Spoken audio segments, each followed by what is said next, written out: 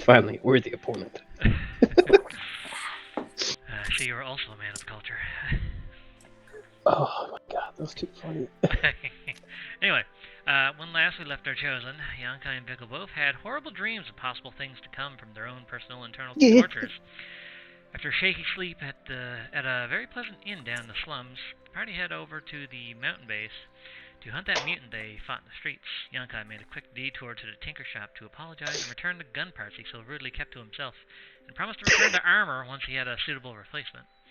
The party reconvened at the entrance of the mines, and after proper introductions, they headed inside to hunt. Shortly, the party found a crying mutant similar to the one Bickle fought in the past, the six-armed creature that Sasha, the cleric and bodyguard of the princess, turned into. Yankai and Mirton attempted to calm the creature down and convince it to let them place it to sleep so they can administer a cure after contacting the Heroes Guild and a doctor. Further inside, Vickle found a drunk mutant and tempted it with some very powerful cloud giant rum that Ronvald happened to have on him. Within one shot, the mutant was out cold, and that was another mutant that they had saved. In the back of the mines was some debris that fell from the ceiling, blocking the path, but luckily Captain Watts requested some dynamite for just such an occasion. After blasting their way through, the party found a creature eating ore straight out of the walls with slag running out of its mouth, almost as if it was processing the material. Once Vickle made the first shot and Yankai John Wick him afterwards, the creature recognized Vickle as the one who ruined his plans in the past.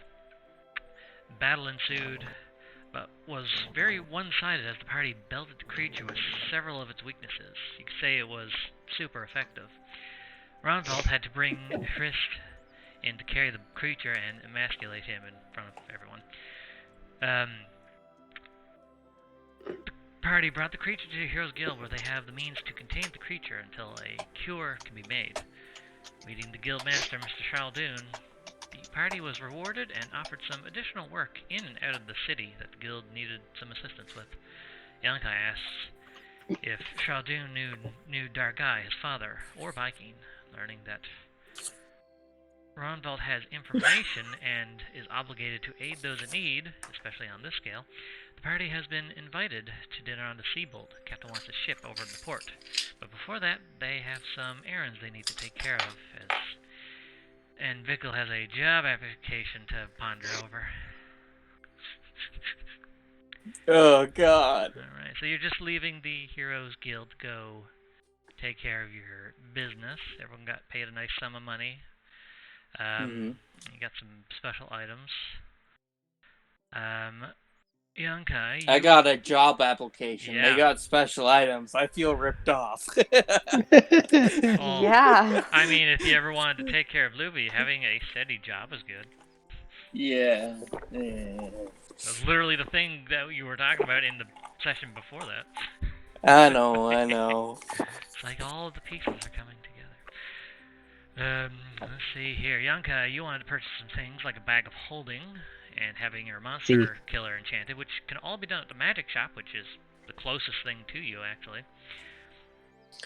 I also understand, but the DM denied my request for a second bag of holding. There's a good reason for that. Yeah. I know. I would have just was like, okay, no, that's too much. And the thing is, I would make it so that if two bags of holding or objects that are similar to it were placed too close together, like equipped on the same person, but not inside of each other, it would cause still the same effect, or has a random chance of causing both things to be destroyed and a portal to the astral plane being open and you getting sucked in. I'm about right. Yeah. Imagine putting a bag of holding inside a bag of holding. That's what causes that. Yeah. Let's see. Like I said, it made sense, and I agree with it, but I'm disappointed. Well, you have the efficient quiver, which is like the bag of holding version, but for ammo. Yeah, I know. Yeah, so bite me. And Vickle, you also have way too much junk in your bag of holding, like all the excess adventuring gear you bought that you didn't really need or use.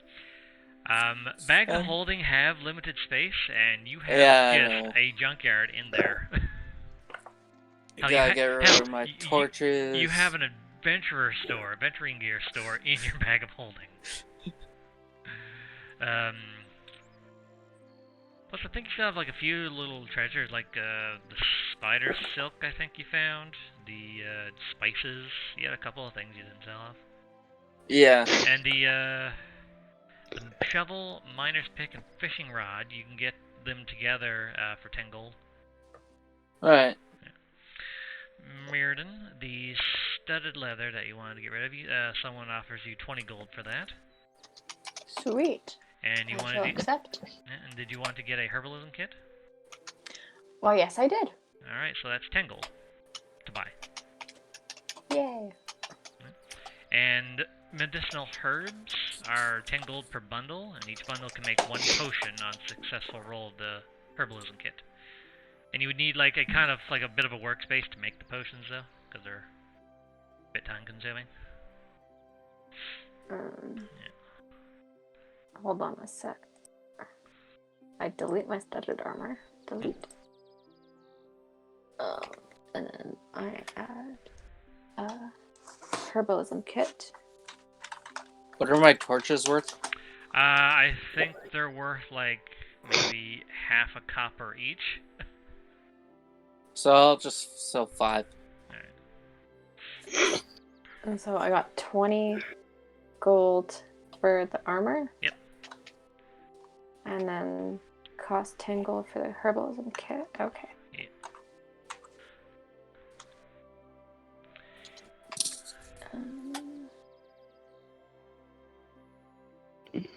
Why do I have a staff and quarterstaff? When it's from your starting equipment, your Outlander gives you a staff. For your druid, you chose quarterstaff as a weapon, and you also have a U1 as a druidic focus.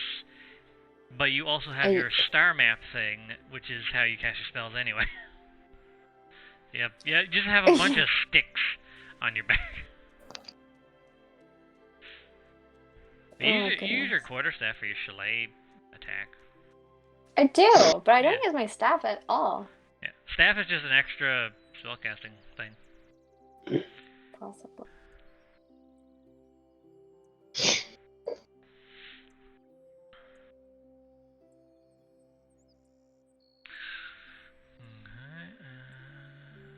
Okay. Alright. And Yonkai, you're going to the magic shop first, I take it, or? Yep, magic cup first. Yeah, okay. So at the magic shop, is anyone going with Yonkai, or are everyone splitting up to do their own stuff? I don't really need to go to the magic shop, and I did have to sell my Gion. Oh yeah. Well, I'd say you all went to the market district and sold off your crap. Yeah. Someone's offering you 5 gold for the Gion, unless you want to Perfect. barter for more. Oh, barter! I'll say it's hand me down. It's slayed plenty of things. So it's super second hand. Gotcha. Nah, it's just been passed down from generation to generation. It's an heirloom. So roll persuasion to see if you can get it more. About what I thought. Well, to be fair, not with that 17. Never mind. So 5 gold. Deal. Hand over this sword. Is like goodbye. you get. Was actually hand me down. Okay, and then you head to the magic shop afterwards. Yes. Okay, so at the magic shop, Farah's just running the shop as normal. When you walk in, roll a Arcana check. Oopsie. Like Arcana sensing, basically.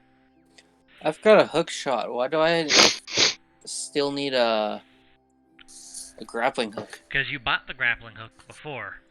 Right. I'll sell that too. Okay. Grappling hook, I think you can get like a gold for that because it's just the basic one. Alright. And you, Yonkai, you feel someone is channeling some powerful magic in the shop. It's not Farah. Oh. She's just at like the counter, like just like going over some scrolls and books and stuff. I'll walk up there and be like, "Hey, Vera." Oh, Yankai, you've returned. Yeah. Anything I can get for you? I'm here to buy the bag of holding, but what's with all the magic flying around here? Well, I mean, it is a magic shop, but right now, Hope is currently doing an experiment with her trident. Oh. I recommend not disturbing her right now. When a wizard's in the middle of magic experiment, if something goes wrong from interruption, well, I don't want my shop exploding. Understood. Next time then.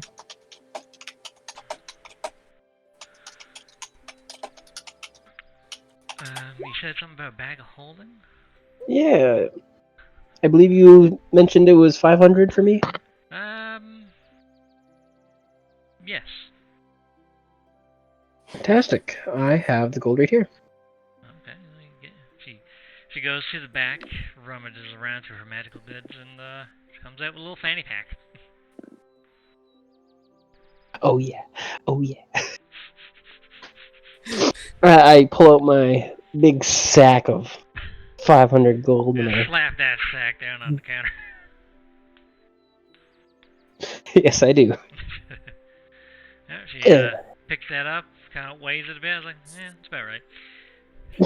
She goes back to the back to put that in her safe. Anything else that you need? That was pretty much it, I think. Oh, no. Or can you take a look at this weapon I have here? Which one? You have like 6.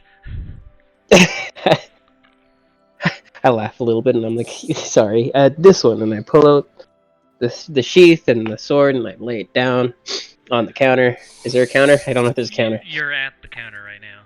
I'm at the counter and I put down the put the sword down on the counter. You put the counter down on the counter. Oh no, you countered the counter. That's like, You've activated my counter card. you activated my trap card.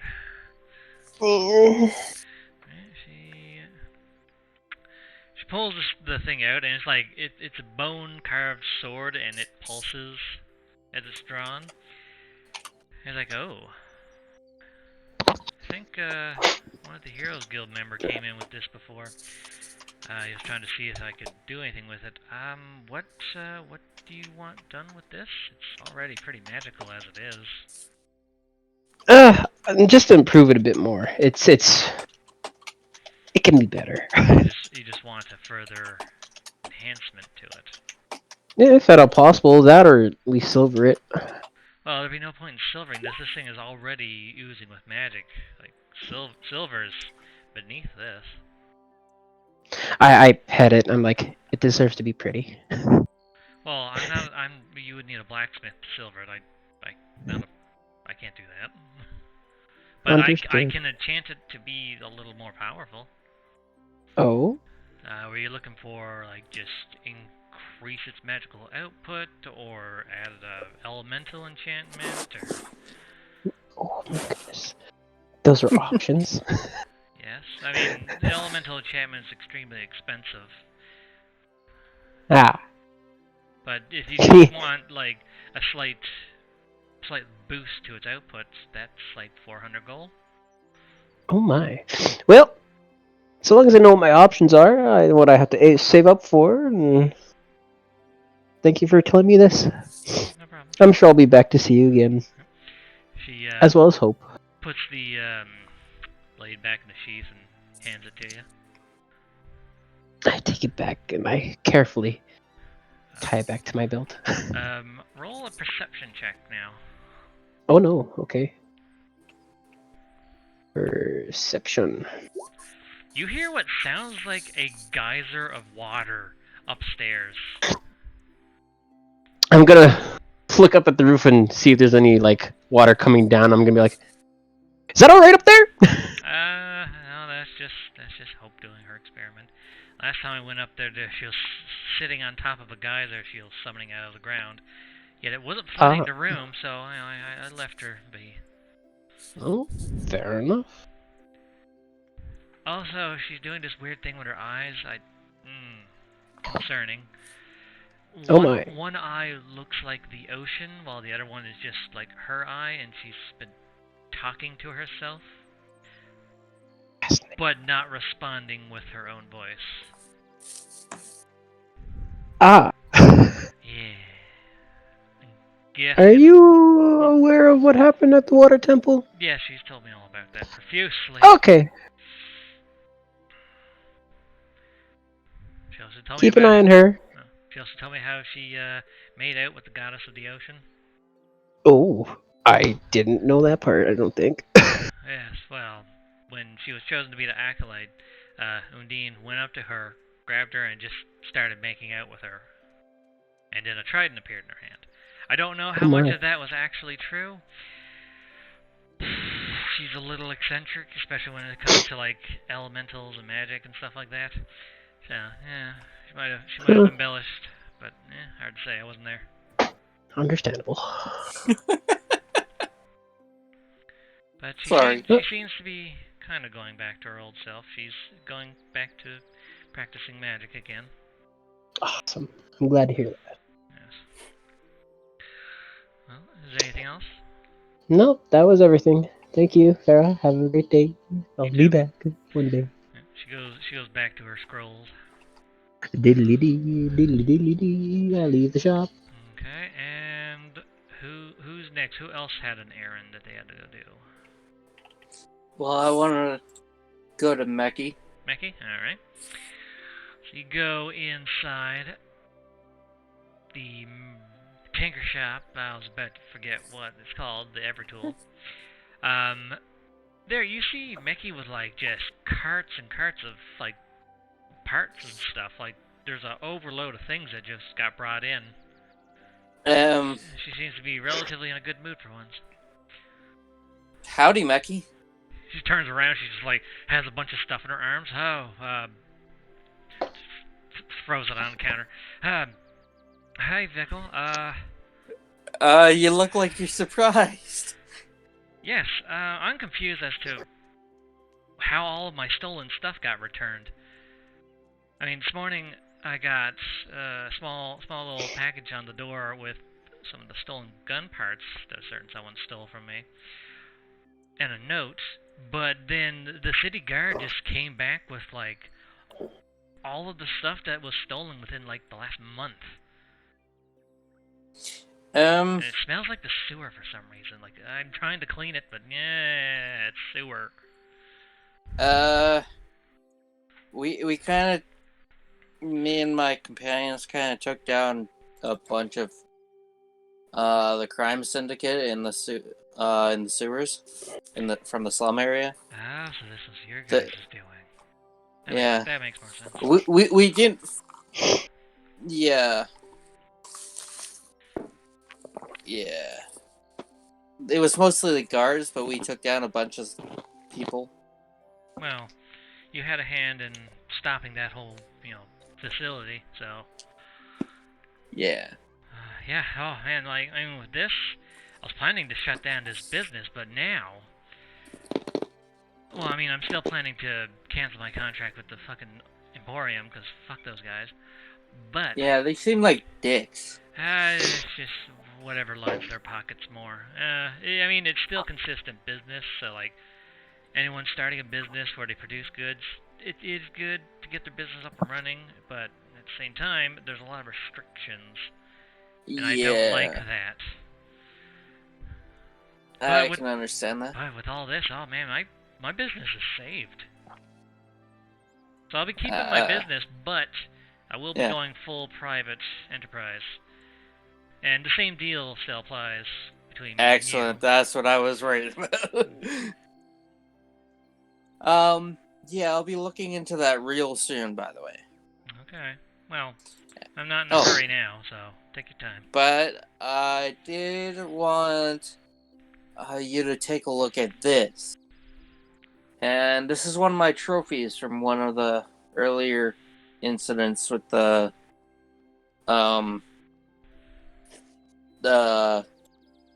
evil people. Let's just go with that. I take out my prototype overdraw bow. I was like, oh, that thing that you strapped to your back all day. Yeah.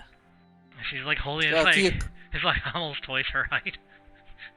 It's like it's got a few cracks on it now. She takes a look at the string. She kind of like traces her fingers across it, and there's like a bit of a charge onto her fingertip, but it dissipates. She points out the string. The string is the most concerning. It seems to be a bit unstable. Magic items like this, I probably can't do a whole lot with, but I could see what I could do with it. Yeah, I'm gonna assume that the prototype itself was just a prototype because it didn't have a strong enough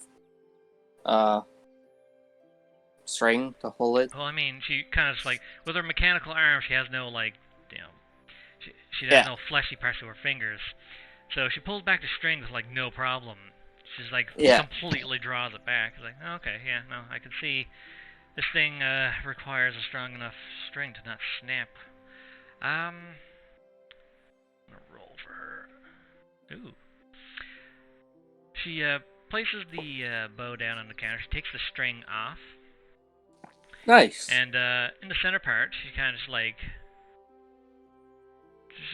starts analyzing all the creases, all the nooks and crannies around it, and she finds where the mechanical part is, and she begins not dismantling it, but like basically, what would be the word? Examining? No, she's examining it, but she's doing something with it. I'm just trying to think of the word, like almost like unfolding it. Like think of like a transformer and how they transform, right? There's mechanical parts to this that open up and reveal parts to it. The thing,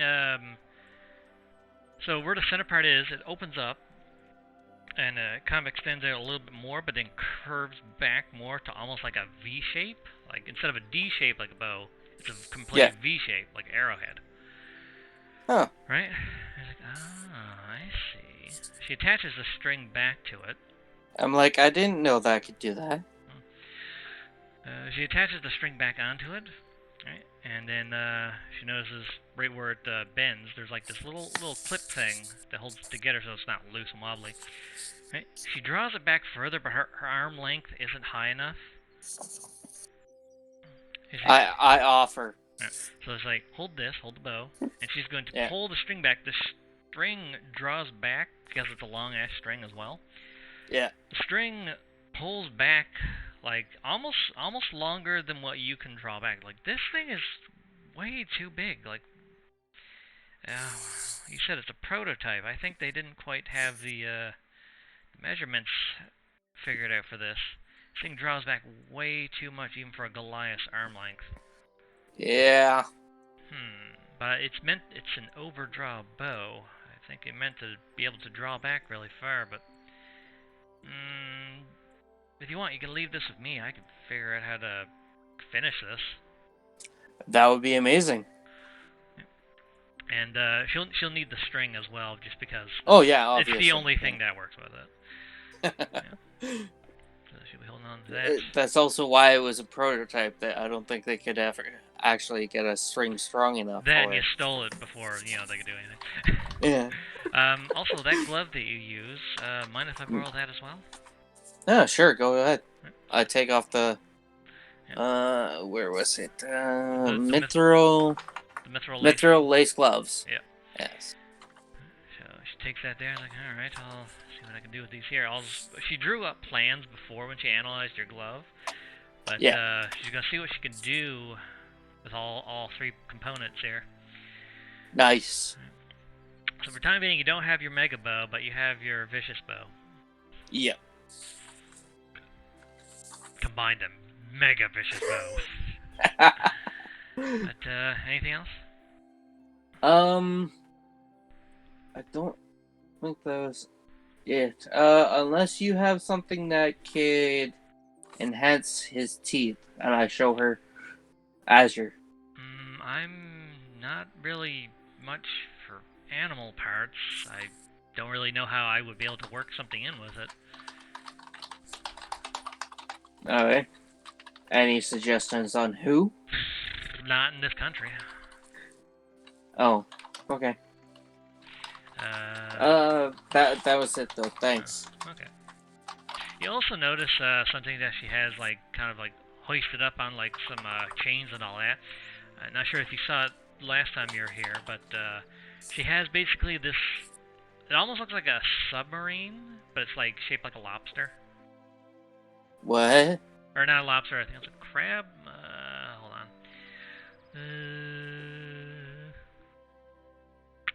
I mean, she has a submarine in her shop. Yeah, it's a lobster. It's a small one. It only fits like 2 people. But and it's not completely assembled. But Yeah, it basically looks like this lobster-shaped submarine.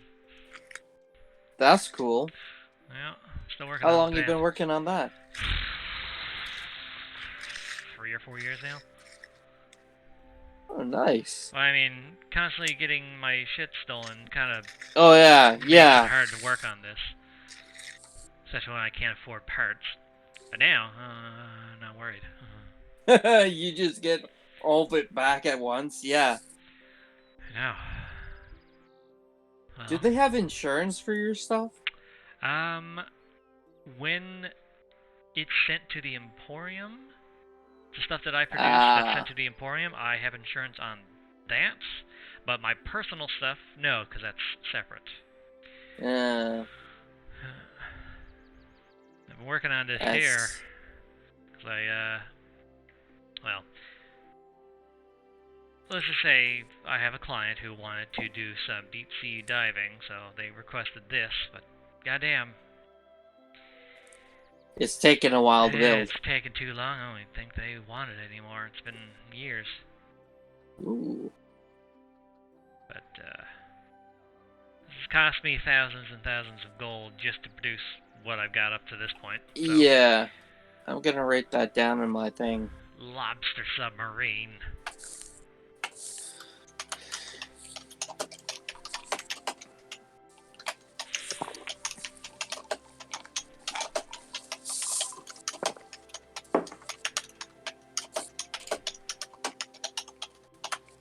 Alright. Sorry about that. No worries. Alright. That's all I wanted to do here. Okay, so she kind of just goes back to like sorting out, like checking all the just all the overloaded parts. She's like, okay, I gotta get all this sorted back into like the right pile. Good luck, Mickey, and She just like pops her head out of a pile of junk. He's like, yep, you too. Goes back in have there. fun too, by the way. It's like someone swimming around a haystack, but it's like mechanical parts. Like Scrooge McDuck when he's swimming through his gold. Yeah. It's like that. Alright, Meriden, did you want to go do anything around the city?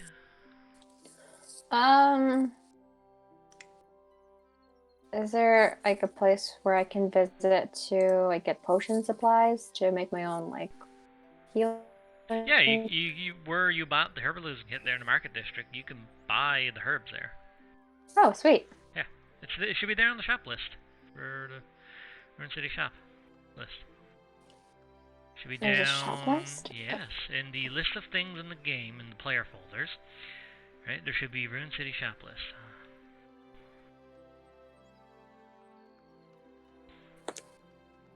Wow. Yeah. And where the healing items section is. I see there's potion of healing.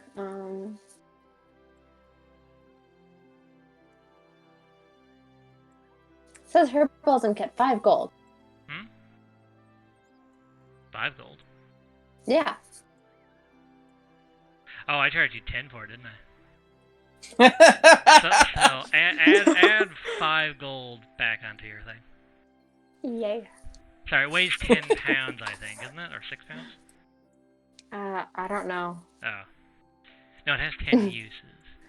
No, that's healer's kit. Poundage. Sorry, I'm looking at the wrong goddamn thing. Yeah, herbalism kit. Well, even then, a healer's kit. Yeah. Sorry, I was looking at the wrong stuff here. Items. Herbalism kit. No, it only weighs 3 pounds. 3 pounds? Okay. about the herbs. Sorry, the herbs I believe I put as...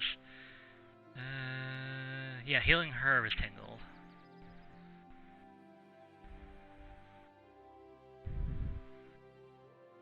Okay. So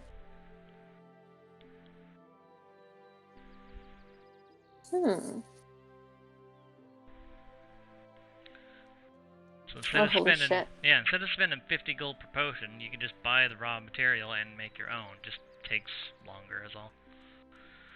Yeah. So how many herb things would you like to buy?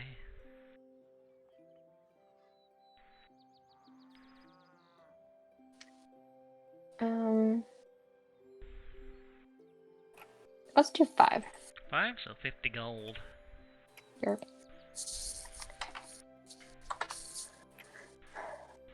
And then healing herb times 5. Any weight to that? No, they're herbs. They're basically weightless. Okay. You will need to buy vials though, just extra vials. Okay. Yeah, the herbalism kit does come with like a few, but if you're gonna be making like a bunch, you'll need to buy extra vials. Vials are one gold each. Well, how many vials does the herbalism kit? I think they have like 4 or 5 in a kit. So I mean, you have enough for what you have now, but you're gonna be making more in the future. You'll need extra vials. Like if you want. Unless you can get like healing herbs, if you can like forage for those. Yeah, I mean the vials to put the potion in when it's made. Yeah. You'll still need those. Yeah. Like more of those. All right. Your basic starter kit comes with 5. 5 is all you can make. But if you need more, you'll have to buy more vials, is what he's saying. Yeah. You'll need the vials and the herbs. And then you combine them to make thing. All right. Well, I'll get 5 of those then. 5 vials? Yerp. Alright, so that's 5 gold in total. Yerp.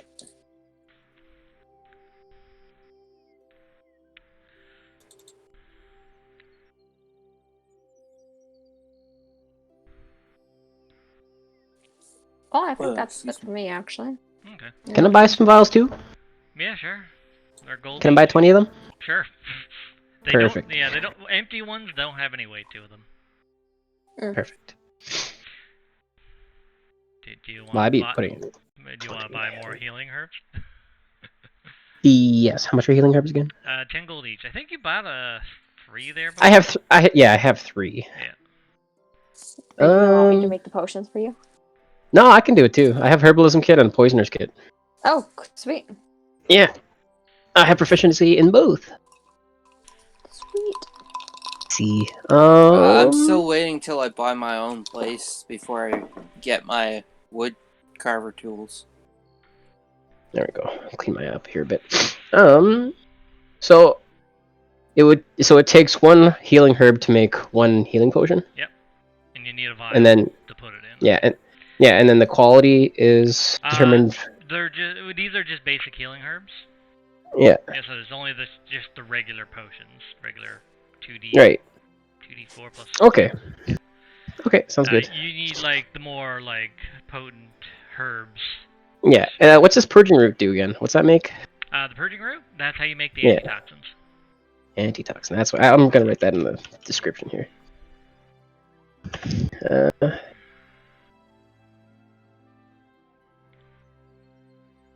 I forgot to write. Yeah, I forgot to write down. It can be used to make antitoxin. Toxin. Oops. And then makes potion of healing. There we go. All right. How much for the purging root? Purging root, they're 15 gold each. Okay. Let's do some math here. 3. I mean, I have the prices and all that there in the list. It's faster if you just tell me, because then I have to go and look and then add it up. Lazy. I'll buy 2 more healing herbs. 2 more healing herbs. Yeah, so That's- $20. Yeah, $20. You hand them this paper money. He's like, what the fuck is this? Get that shit out of my face. Take coin. 20 gold. Then That's take better. my gold. Yarg. Shut up and take my money. There I go. My bag of holding. I got pertinent there. That. Whoops, not that. I'd like to go to the enchanted bookshelf to sell some of my stuff. To the where? My magical stuff. Enchanted bookshelf. Oh, yes. You head on over there. Yeah, hold on, I gotta move that. Before that, I gotta pee. I drank a whole bunch of stuff. Okay.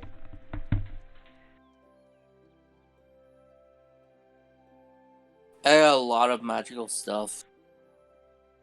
I had barely any magical stuff. Well, you guys were just introduced to the campaign, so... Yeah. Yep. Yep.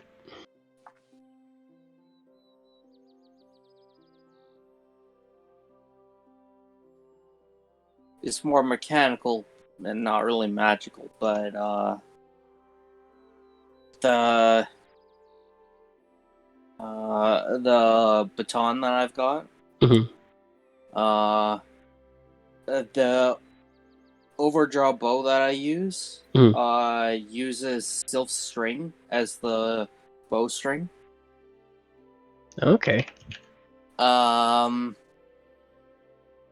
have bracers of archery, Ooh.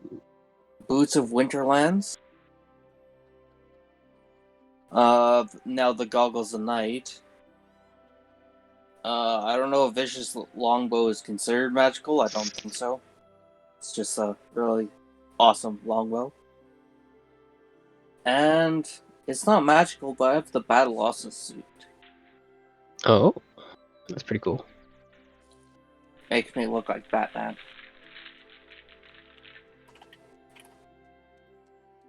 So literally, whenever my character puts on his hood,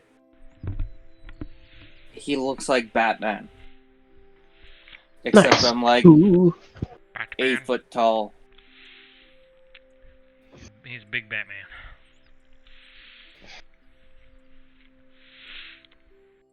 Okay, so you're going to the magic shop, Bickle? Yes. Okay, so you head on in. And, yeah, same thing as what young guy did. She's just in. Yeah, you can already hear the guys are upstairs. When you walk in, there's just this loud noise coming from upstairs. Right? Let me guess, Hope? She can't even. Farah doesn't even like realize you're there because of all the noise, and she's kind of focused on her papers. Just go up and kind of like wave in front of her. She looks up and sees this big Batman thing. I was like, oh, it's you, Pickle. Hey, she can hear me okay now? Yeah, Hello? now that you're Alright. like up in her face with Alright. the giant bat suit, but like it's loud. Like there's a lot of background noise. Yeah. Alright. Hey, I'd like to sell some of my stuff if you're interested. She puts her hand by her ear and is like, what? I'd like to sell some of my stuff if you're interested. Oh, yeah, okay. Sorry, Hope is doing an experiment. It's really loud. I can't barely hear people. I can understand that. In fact, she grabs a broom, she starts hitting the ceiling.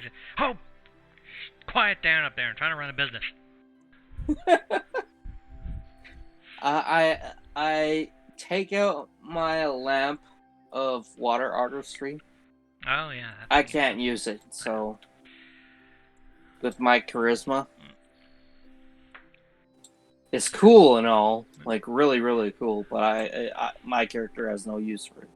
She's looking at it as like, well, I mean, it's a magical item, but, like, I think you could probably get a better price with, like, I don't know, a bard. This looks like something used for performances or entertainment. I think I'll keep that and sell it to a bard or something. Yeah, you should. Actually, selling it to a bard might not be a good idea. They'll probably talk me into a cheaper price. I mean, you could show them what it can do and try to jack the price up on them. I'll try. Alright. Alright, and I want to sell my boots. Your boots? Yes. The boots of the Winterlands. Yes. She sees those and, like, immediately her eyes light up what she's gonna do. Yeah, her eyes light up and I was like, ooh. As you take them off, they kind of, like, readjust to, like, a normal size pair of boots. Yeah. Because the magic. And they require attunement. I could do something with these. I mean, I could just sell them, or I could do something else with them. She's like muttering to herself things she's gonna do. For these, I can give you like 900 gold.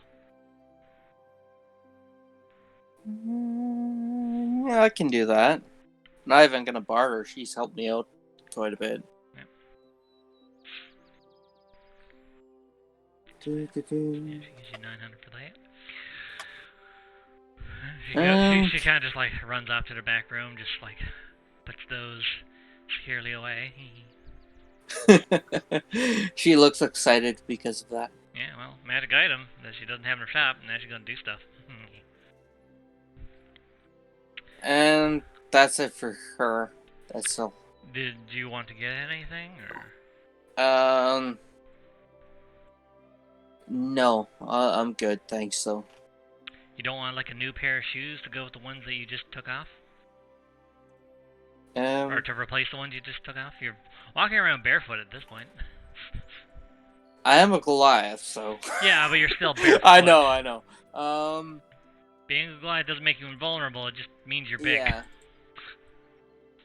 Does she have boots of, She has a selection of magical boots. Let's take a look. Right, hold on. The ones she has... She didn't have the ones that you just sold her, but now she does. So I could say this pair of boots of the Winterland. Let's see here. She has a pair of boots that have, like, elven symbols on them. She has a pair of boots that... what's the thing on this one? Open up. Elven symbols on them. What does that do? The one with the elven symbols, they are the boots of elven kind. They allow you to walk around and be quiet. Ooh. Yeah. While you wear these boots, your steps make no sound, regardless of the surface you are moving across. You also have advantage on stealth checks that rely on moving silently. Excellent. And what are the other ones? She has a pair of boots of speed. While you wear these boots, it requires attunement for these ones, though. But not the elven kind boots. The elven kind are just always passive. While you wear the boots of speed, you can use a bonus action to click the boot heels together. No place like home. If you do, your boots double your walking speed, and any creature that makes an opportunity attack against you has disadvantage on the attack roll. If you click your heels again, you end the effect. When the boots property has been used for a total of 10 minutes, the magic ceases to function until you take a long rest. So that's really good. Those are the only two that she has on hand right now. So I'll take... How much are the boots of Elven? Elven kind? Where did I just... Oh, there it is. 750 gold. I'll take it. Yeah, okay. You have a pair of boots of elven kind. Yes. Two, three. And they do not require attunement, so they are already active. Nice. You like start just like walking around in a circle. There's no noise. For a big guy like you in a Batman suit. Yeah. People are gonna start wondering, like, he's dressed up and all this, like, you never hear him coming, you never see him coming, unless it's broad daylight. You also have a hook. Oh my God, you are Batman. Gotta get some batarangs. Yeah, right? Or some muscle rangs, just like boomerangs that are muscular looking. It looks like a curved bicep, like a curved arm flexing. It looks like Yeah. that. They're actual boomerangs. Bicep They come rangs. back. Birangs. Uh, They do bludgeoning damage. They use strength. They hit you really hard. and whoever uses they're slightly enchanted. Whoever uses them gets a +1 to strength. No, I wouldn't go that far. I know. 10 grand per fucking boomerang.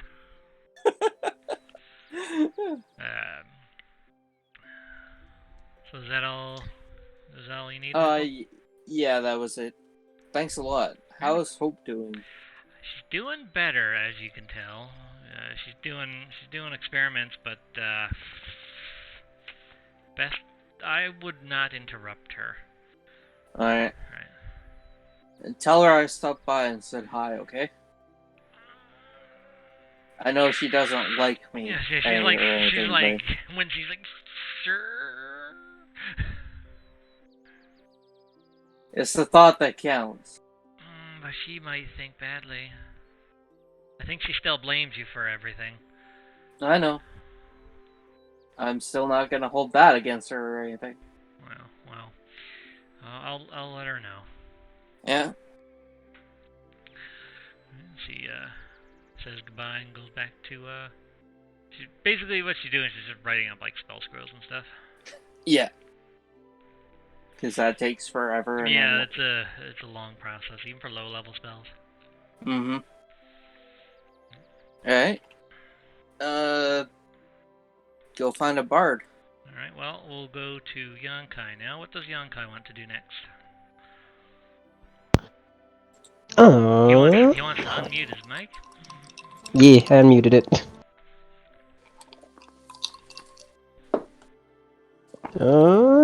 I need to go to the hospital.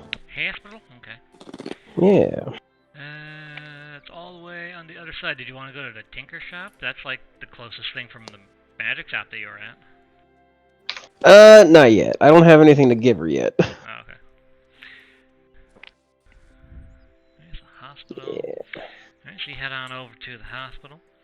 Is anyone going with him, or is everyone still staying separate? Oh, I was kind of separate doing my thing. I don't know. Yeah. I mean, was... Did anyone want to go to the hospital as well, is what I'm saying? I do, yes. Okay, you guys can meet up if you want there. Alright. Unintentionally? Yeah, unintentionally, because like you both just finished doing some stuff. Yeah. And you both head over to the hospital for your own reasons. So at the hospital, Yonkai, you go in and I guess you ask about one of the patients that came in. Mm-hmm. Asking for the patients. Yep. He's currently in the hospital bed. There's still some of the mutations throughout his body, but for the most part, he looks like a regular half-elf. Just like Okay. There's nubs to where the other arms were. And he still has like longer legs, but like they're still slowly going back to normal. Yeah. He's currently resting in his bed. He's awake, but like he's just laying there, kind of exhausted. Mm-hmm. Just kind of existing. Yeah, I just exist, and pain happens. Yep. He sees you walk in, and he kind of like you see over the side of the bed. He's like holding something. Mm-hmm. He looks over to it, and then all of a sudden you see a chair start moving on its own, and then you see a gnome person climbing the chair. Oh. I'm like, hello. Hello. How are you feeling? I'm feeling a lot better now that I have my body mostly back. Kind of just like rolls down one side of the blankets. You see on the side of him, like his skin color is a little deformed still, and there's still like almost like baby hands starting to retract back into his body. That's so weird. I'm like, not gonna lie, that's a little weird, but I'm glad you're coming back to normal. It's like Deadpool when he had his arms chopped off. Yeah, that's exactly what I was thinking. It's the opposite, though. It's going back. Yeah, it's going back in. It's not growing out. Yeah. Still getting most of my body recovered. They told me, for the most part, my body will return to normal, but I have to stay here for testing to get the stuff out of my blood. That's understandable. Though I had the cure was administered me in the mines, but they told me if I went out into the sunlight before receiving the antidote, I would have mutated further. Apparently, sunlight forces the mutation to evolve. Oh my! That's good to know. And they told me the only reason why I kept most of my sanity is because it happened in a dark place. Thank God for that. Yeah. No, thank you for that. You're the one that saved me. Speaking of, I have something of yours. I figured you'd like it back. You hand him the locket. Yes, I'll open up the lock and hand it to him. They both kind of just like hold it together in their hands, and they kind of like the gnome guy kind of just like rests his head on the half-elf's shoulder. He's like, "You found our locket." I just need a moment. I'm sorry, that was too cute. Oh, I'm good. That was also in game, by the way. Yeah, you learn that the half-elf's name is Varen, and the gnome is Pernikin. And their last name is Facestring. Varen and Pernikin Facestring. Varen and Pernikin something. Pernikin I butchered that spelling of these names. Yeah, no, I spelled it all wrong. Yeah, I'm just gonna copy and paste. What a no copy. Yeah. Varen is he obviously works in the mines. Yeah. And Pernikin, he's a jeweler. He runs a merchant stall in the market district. He works on jewelry, gems, and stuff like that. Ooh. He doesn't sell them. He's just like if you need like a jewelry set made and you have some gems and some material, he'll make jewelry sets. They're just like simple common folk. They have no like wealth or connection. So, they're just simple folk who were victimized, and you just out of nowhere save the shit out of them. So Varen is the half elf, and Pernikin is the no, right? Yes. Okay. They're both like young, fairly young. Like if they were humans, they would be like early to mid 20s, maybe. Sounds good. You've done so much for us. You're coming in super robotic-y on my end. Oh, you came in clear on mine. Clear. Clear? Yep. Clear. Okay, it's on my end, everybody. Super robotic-y for me. Oh yeah, that's all you. Give me 1 second, guys. Yep. And gal. Mirrodin's a boy. Yep. Another guy, yes. He's got a big old wiener. Listen, Mirrodin is a man, okay? He is not a boy. That's why I say he has a big old wiener. He's not a guy. He's a man. Thank you for assuming that. Now you're a man. Assuming? What do you mean assuming? I didn't assume shit. Well, he could have assumed that Mirrodin had a small dick. Oh, well, no. I didn't assume that. I know he's a man. No. What? What are we fighting about right now? No, I was thinking We're fighting over that dick. Oh, you're saying that to the DM. I was like, what do you mean? Yes. Okay, Yeah, I thought you were mad at me. Yeah. Listen, Bean. I'm so used to you fighting me and like attacking me that I just assumed you were getting mad at me. Okay, my Discord is having major fucking issues right now. I'll be right back. I'm gonna actually exit Discord. Okay. Like Ashley attacks someone else, you immediately, out of instinct, defend yourself, but as you realize I have to. but I realize they're attacking someone else. Well, it's funny because Hello. when the first call came in, Bean was like, at 7:30. It's not 7:30, and She was yelling at me. I was like, it was Mickle! Yeah, because you guys were calling me before 7:30, and I wasn't ready until 7:30.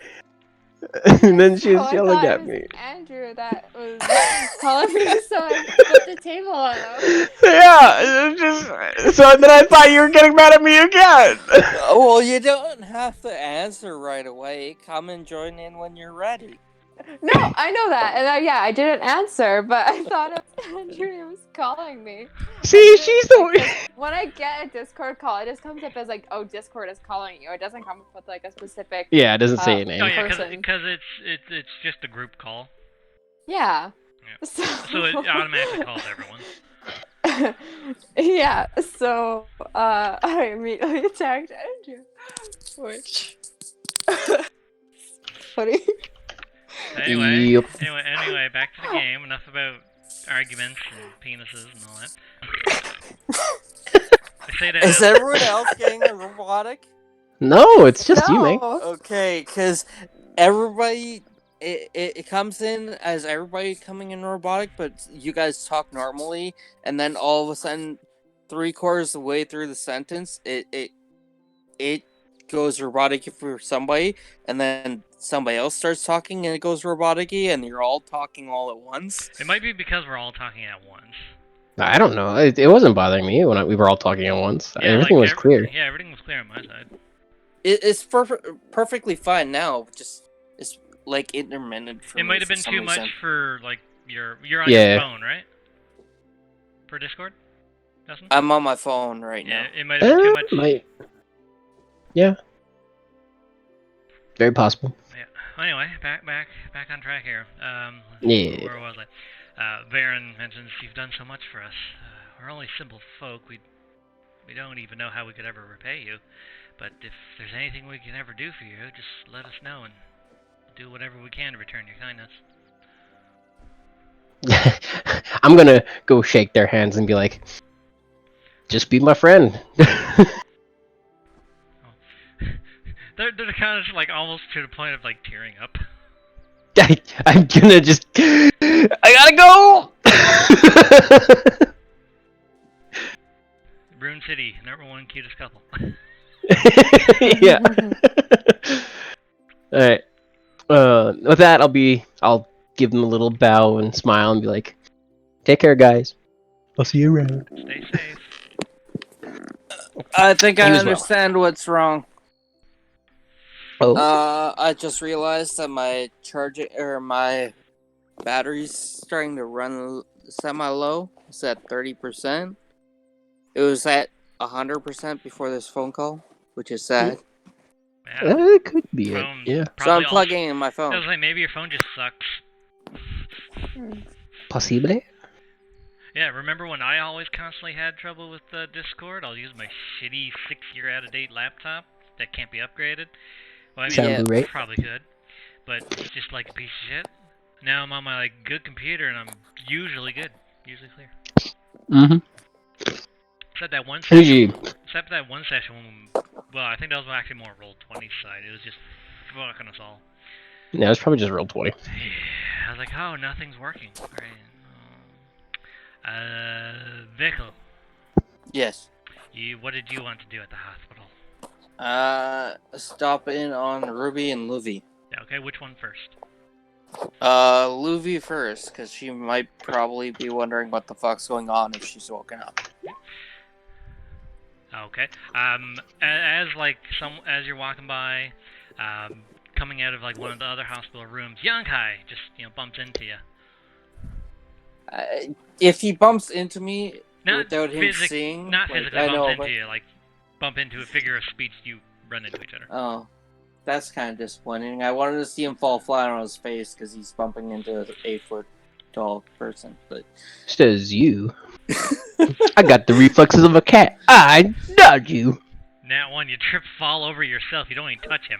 It's like, fuck. Says you. Oh, that's a straight 10. I don't know, maybe. what would I roll? Well, that would not really be anything. You're not doing anything. Okay, Mhm. fine. He's the one who will be walking into you. You're walking technically like away. He's coming out of a room. So I would say with that, he doesn't bump into you, but he like stops right in front of you. He's like, oh, well, to the side of you. Just like, oh, I almost hit that car. Jesus, Vickle, what the hell? You appeared out of nowhere. I just Did you- looked down at him. How tall are you? I'm not too tall. Too short. I'm 6'5". So you're still taller than me. By a lot. 6'5", still tall. So it's like- I'm 7'9". So it's like if I was 5'10", looking at a 6'5". Yeah. That's what I'm used to looking at, honestly. So I would be looking up at you, be like, "What up?" I just nod and continue going on towards Luby. Oh, well, I'm like, "Oh, you're gonna see Louis? Mind if I join along?" I just shrugged. And I follow. That's all I need.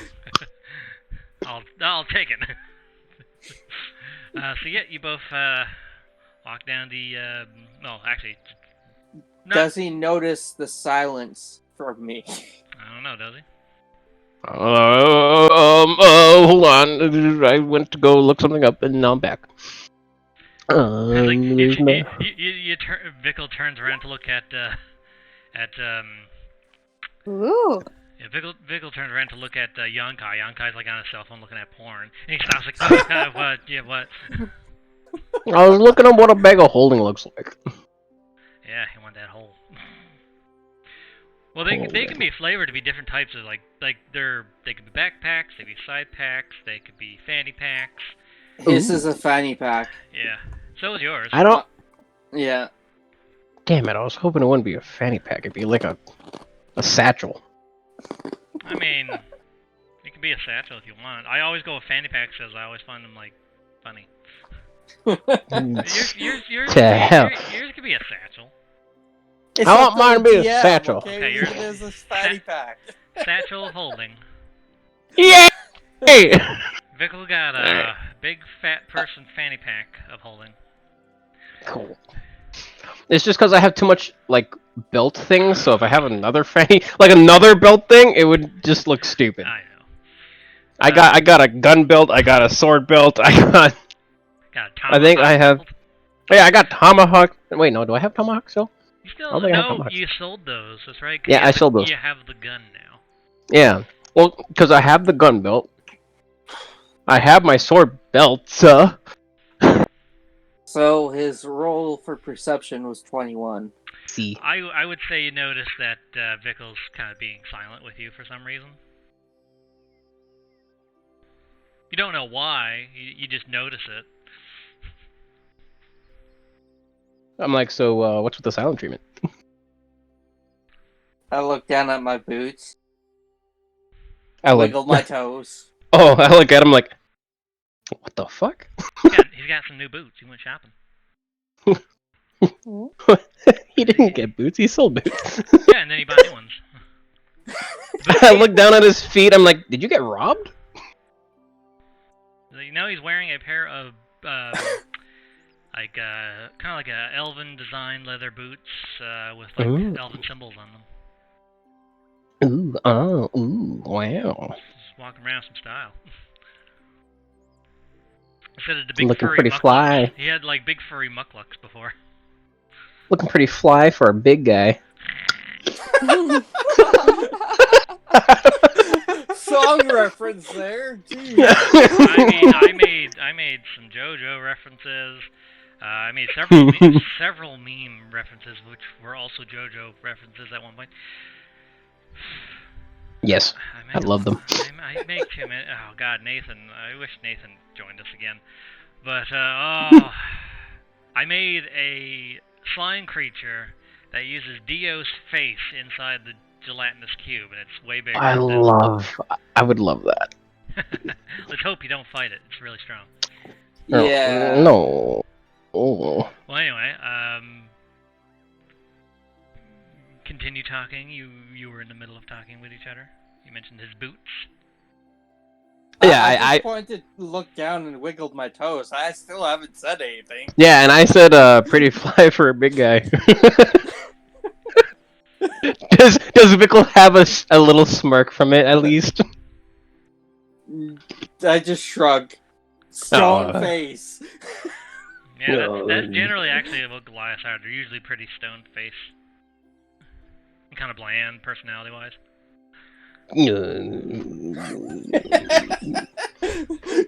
Does he know what the General Goliath I look at you and I just pout. I'm like, the hell with you, I'm funny. I walk past him a bit.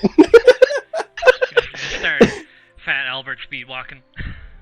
Yeah, I'm just like, Mir. I'm like, Mir would have laughed at that one. No, I wouldn't have. I see You laughed. past me. Well, you I reach see him trying Luby's. past me, and Huh? I speed up so he can't and cut him off. You guys run right past Luby's room and just are racing in the halls. To the point where the security staff is like, and the medical staff are like trying to stop you. It's like, no running in the halls of the hospital. Fine. I open up the door to Louis' room and I gesture Vickle to go in. You walk all the way back down the hallway to Luby's room and then go in. How Exactly old is what I young Kai? I'm pretty... that same age as I am, 25.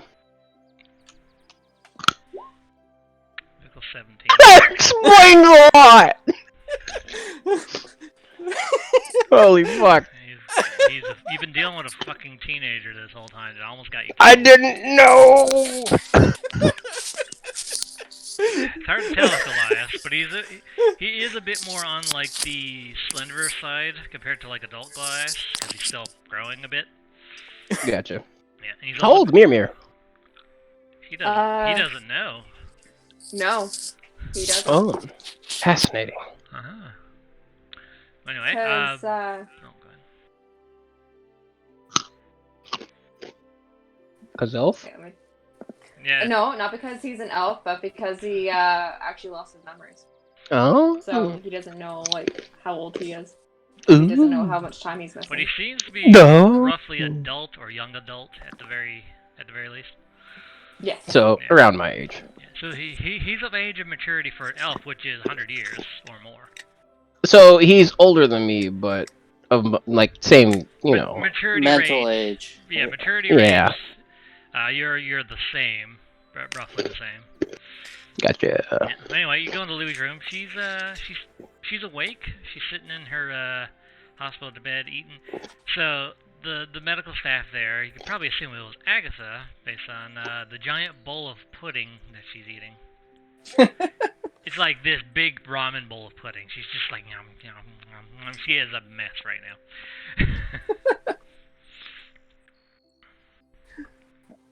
Hey, Luby.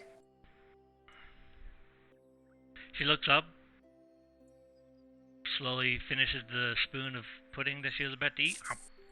Hey, Rickle. How are you doing? Yeah, better. That's good. Why am I in the hospital again? There was an accident of some sort at the inn that we were staying at. She looks around and is like, well, I don't have any boo-boos. My head hurts. Well, yeah. Do I still have my burns? Yeah, you are still sunburned on, like, the chest and the arms. Gotcha. I look at her, I'm like, well, that's good for you. She sees you and she doesn't seem to recognize you that well. Oh. Wait, can I give her that silly face that I gave her when I had my spaghetti? Do you have any spaghetti? He's gonna try imitating that. Yeah, I'll try and imitate it. Performance? Oh no! This is what happens when you ask to do things. Oh no! She takes it as an insult. She remembers the face, but like that whole night, her brain's kind of foggy. She was also under a lot of like traumatizing stress. Not just when she exploded radiant energy, but like the stuff beforehand. Mm-hmm. Yeah. So I got this for you, and I point out the club that I left for her. Yeah. You notice where you left it? It's not there anymore. Huh? Where did it go? Yeah. Roll a perception, see see if they put it somewhere else.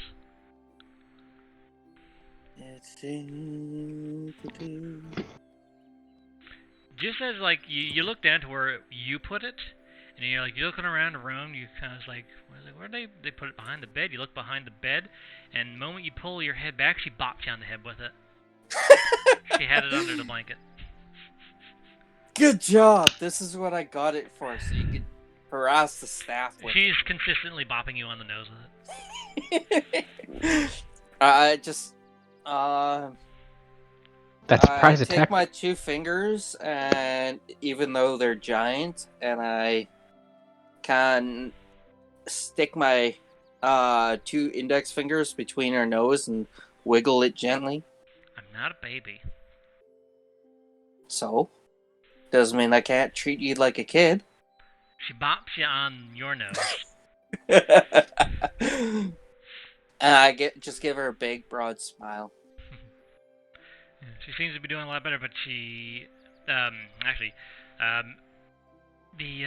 her name? Malda, the half orc. I think she feels full orc. Look it up. Well, the orc nurse that works at the front desk, she walks in, and she sees the 2 of you, and Louie just bopping you. I was like, oh, finally, someone else to bop on the face. Also, Snake's here to visit, too. Yeah. She sees a snake. Okay, just don't let him go wandering around.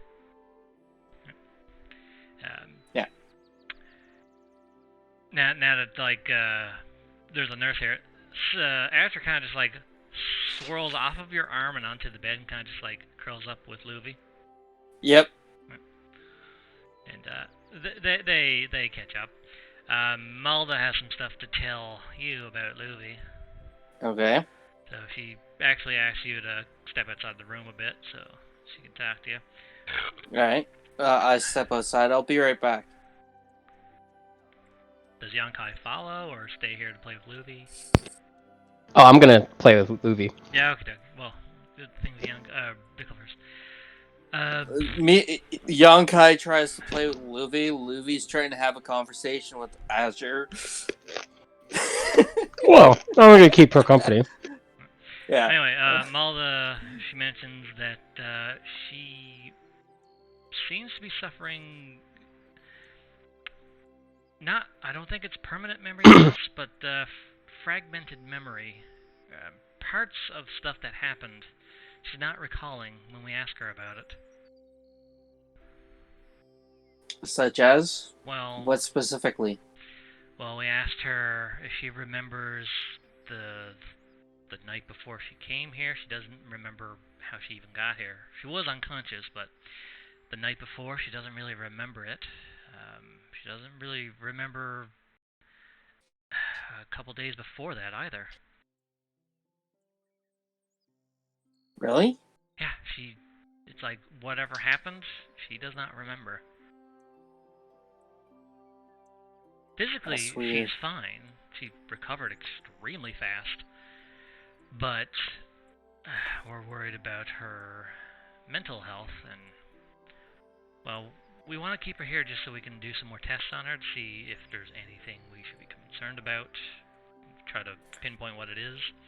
That's actually a really good idea. I'm all for it. How long would you be? Well, until we can figure out what's causing it. Alright. We haven't been able to contact or find out who her parents are. She remembers her father, but she can't remember. I perk up at that? Yeah, she remembers her father. Can't remember the name very well, but he worked or lived in a village to the east.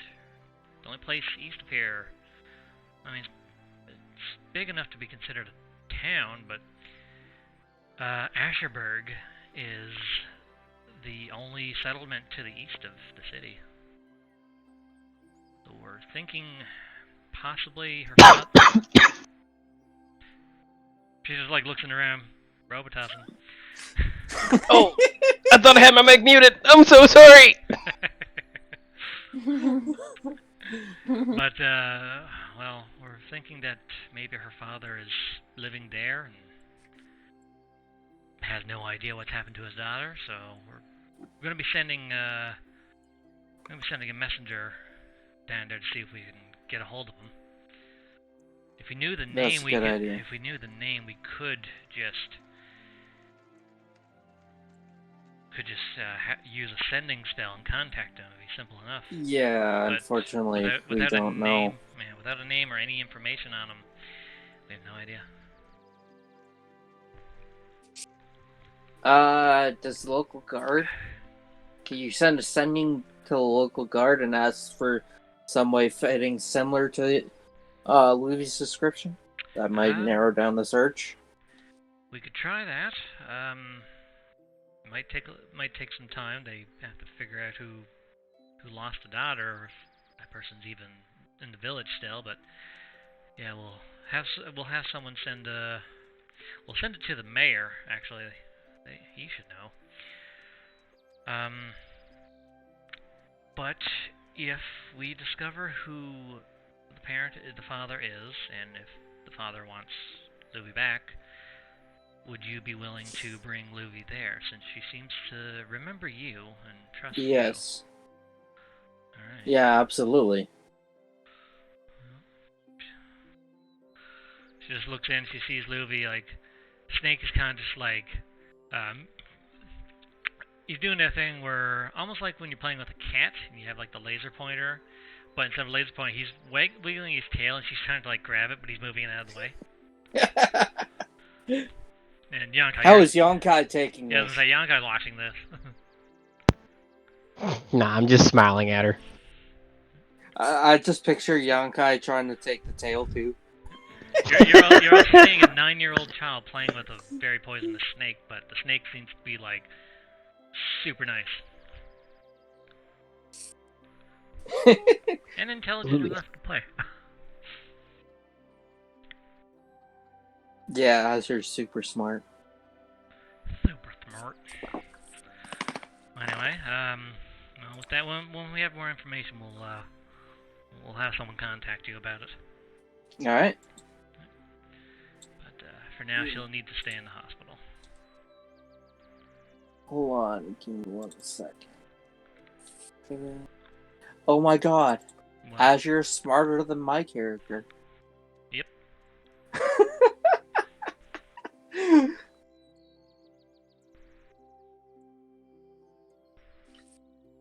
That's all I want to say. Okay.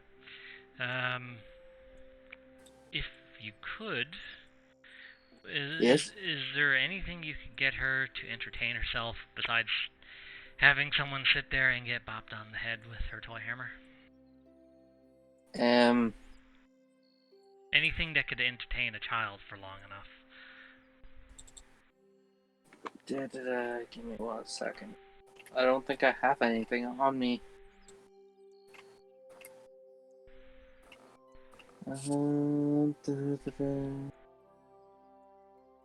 She's like looking at you, just like, please. Yeah, I know. I just opened my bag of holding and I'm sticking my arm in. Like, my entire arm disappears. You can hear wrestling around. I guess I won't be selling it for now, but I take out the lamp of water artistry. And I hand it over to Luvy. She's looking at this like weird magical lamp thing that you're bringing her. It's like a lava lamp, basically. Yeah, and give me a second. I got my thing here, and I'll explain it to her. I'll just give the description of the item so that other viewers can understand too.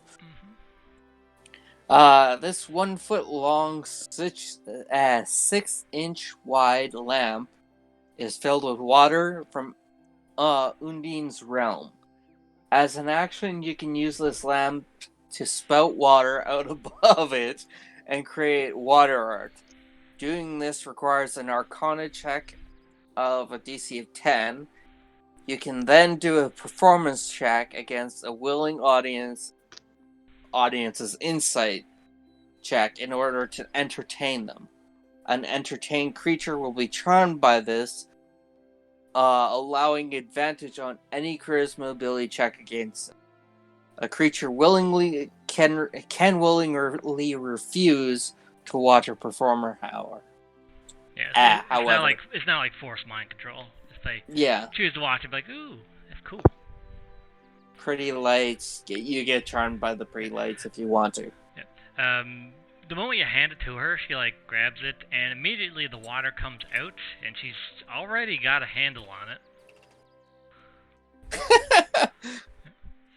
And what was that? A performance check, correct? Yes. She has to do an Arcana first. Yeah, she already did. All right. She's already controlling it. Performance. Her performance is a nat 20. Holy shit! Wow. Girl can perform. So describe what she makes with the water art. Basically, she summons all the water out of this here.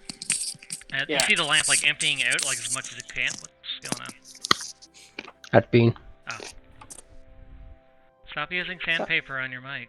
It's bad. I'm sorry, I'm repositioning it. Into sandpaper? Anyway, basically what she does is summons all the water out at once, and she, since it's blue water, she recreates a perfect, water sculpture of Asher. You see it start to swirl around in the air, but like instead of coiling up like a snake, it does like how Shenron from Dragon Ball Z appears in the sky, but it's Asher and it's blue. Starts flying around in the Pretty much. air. But it's still like the bottom of it is attached to the lamp still. Nice. Yeah. And then it goes back into the lamp. I just give her a pet. Her eyes are like big sparkly stars right now. You're better at me than that. No. That should keep you entertained. And by the way, you can still hit the staff just so long as you're not bugging them when they're doing the medical stuff. I give you my permission. She just does that like, you know when Midoriya was a little kid and he's watching the All Might video and he's shaking back and forth? Yeah. She's literally doing that right now.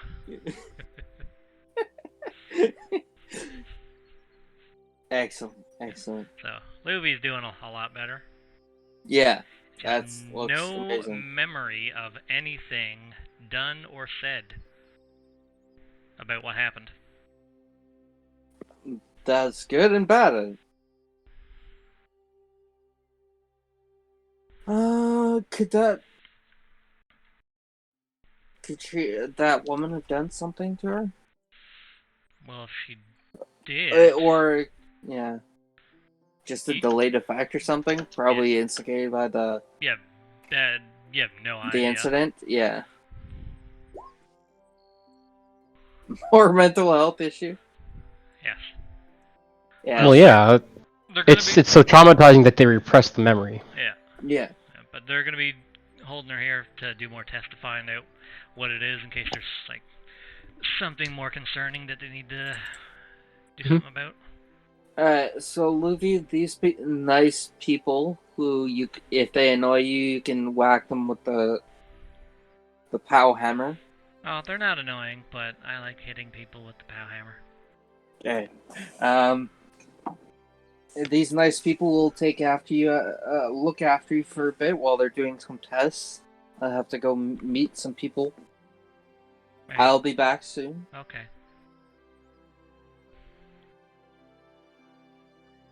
And I go outside. If you see Livy, can you tell her to come visit me too? Yes, if I see her, I'll tell. Roll deception.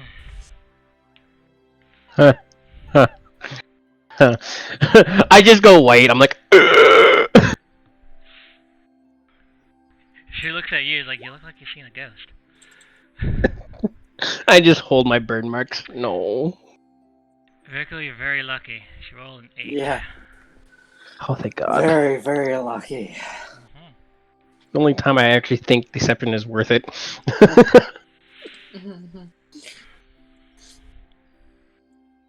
Okay, she goes back to like making art. She basically makes.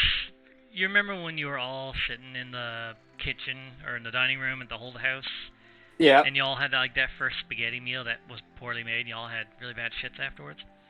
She's recreating. She's recreating that image. There's you, Ruby, Livy, and herself, and Asher Oh, all at the table. nice. Very nice. That's basically what you see her making, like, as you're Yeah. leaving. So you got a ticking time bomb on your hands. Yeah. I take it Yankai also leaves as well with Vickle, or? I'm gonna try and hold my hand out to Luby, see if she gives me a high five. Roll a... She doesn't really recognize you besides, like, the spaghetti face she kind of recognizes, but she doesn't really Oh. know you. But Oh. roll a... Roll persuasion. 12. She high-fives you. Yes! Victory's mine. You just scream in her face. No, I'm like, I mean, I get the hive, I'm like, yes. And then I go. As soon as you leave the room, victory is mine! She gave me a high five! Oh God, my ears. Sorry. Screaming out. Okay. Oh.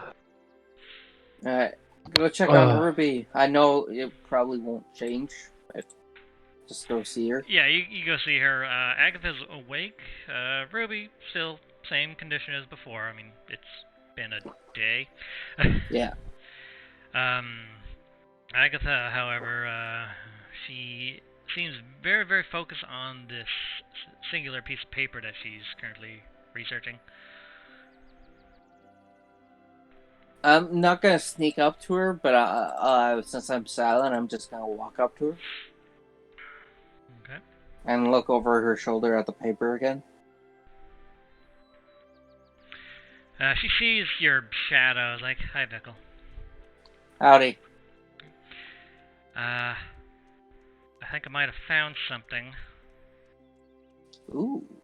Something that might help the case, but not guaranteed. So, Good question. Yes? Was Yankai following? I don't know, was he? He still hasn't responded. What?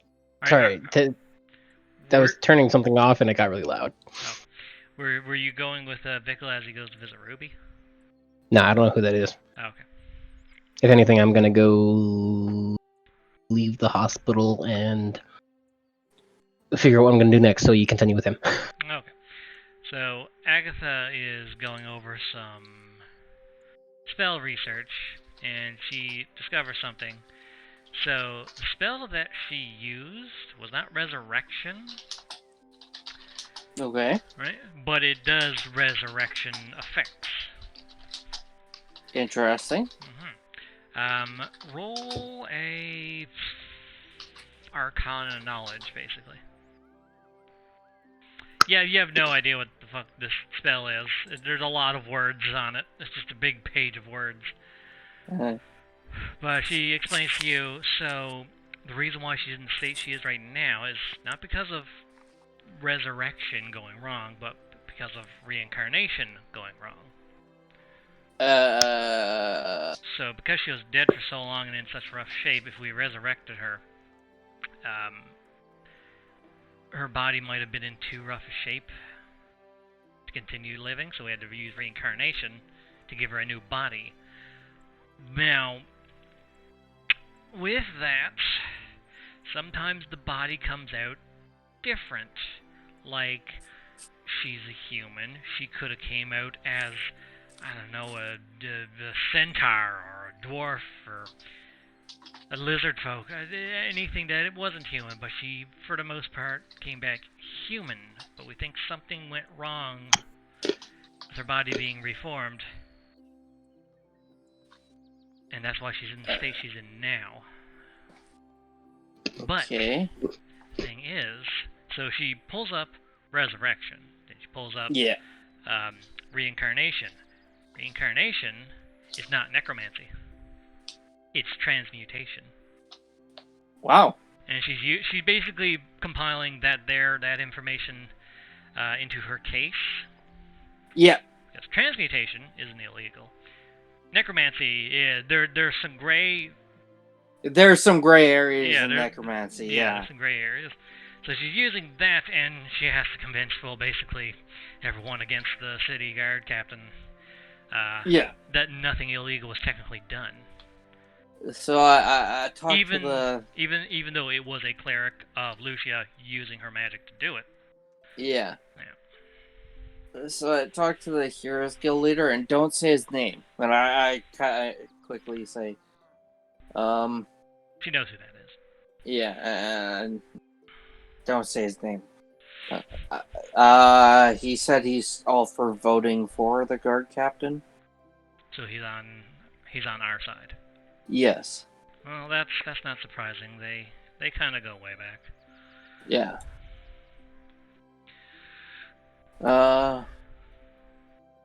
And that creature thing that was hunting us, that escaped from the place in Old Town, and that crater in Old Town, and the doctor of all the experiments, we captured him. Oh? He mutated some more.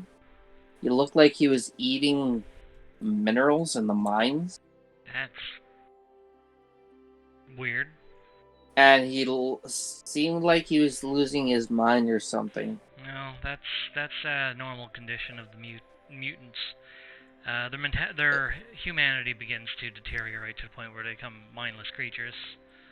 But this evolution looked completely different from what he was before. Like, this is something everybody should look out for still. Obviously, this was different from the medication everyone else was giving, but it's something else to look out for still, all the same, right?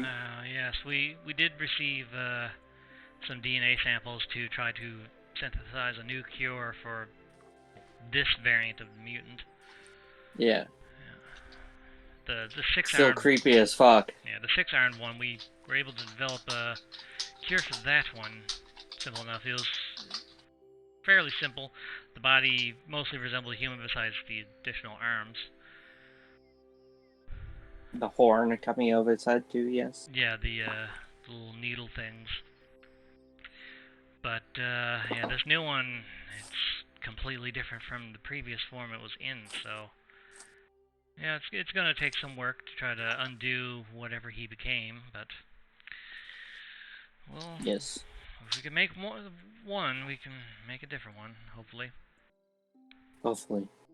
That guy was batshit crazy. Yeah, Then again, Go ahead. we did stop him from doing his experiments, so he did inject himself with a different experiment and try and hunt us down. So Yeah, what Resident Evil villain does that remind you of? Shh, we can't say trademark stuff on YouTube videos, otherwise they'll be banned. No, you can say stuff. Alright, Yonkai's typing. He's no longer typing. Don't you worry about blank. Let me worry about blank. Alright, so is that all you wanted to do here, Vickle? Yeah. Just wanted to let them know that, the Heroes Guild guy was on our side. And to see, Luffy and check up on Ruby.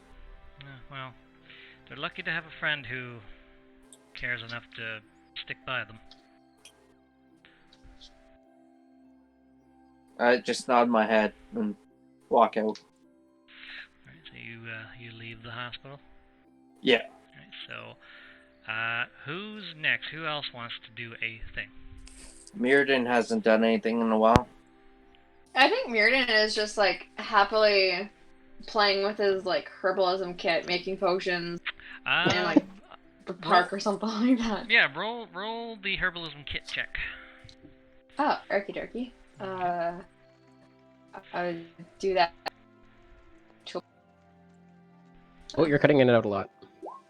Yay! There you go. Oh my goodness. So yeah, with that, you're just in the park, just like sitting at the park bench, making some potions, making some drugs.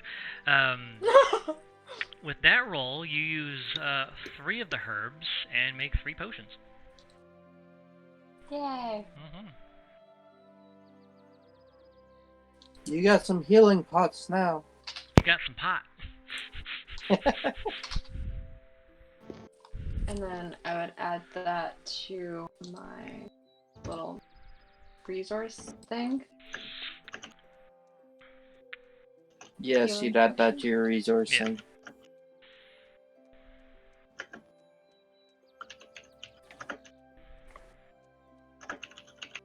Oh, okay. Potion. Those will have to wait a little bit. You have to. It's getting like close to supper time. You have supper invitation on the sea bolt, I believe it was called. Yeah. Sure. People. No, that's Mirrodin's cool with that. So. So you mirrored and you're like looking up at the sun. It's like, close to supper time. Y'all. Yeah, I head back. Okay, so you all head So, to. There. Where did I meander my way back. Meander. All right. Yeah. Do. You right there. All right. So you all like so not all at once, but like as you're reaching like the port, you all start to like see each other coming in. I take a shortcut from the hospital from here to there. Yeah. So you're gonna go through the back areas. Yeah. The back streets. Well, the city is like my. Yeah, but there's backyard, right there. There's a bit of a hill. That's fine. I'm like 8 foot tall, and I can probably slide down it. I mean, anyone could technically slide down it. It's just. Well, anyway. So you all head to the port where the ship's dock. You haven't really been to the port much. Not even you, Vickle. Yeah. But it's pretty dead right now. Most ships for trade come very early in the morning or middle of the night, and then the cargo is unloaded early in the day. You smell the salty sea breeze and the smell of fish from one of the fishing warehouses. Hmm. And someone was typing something.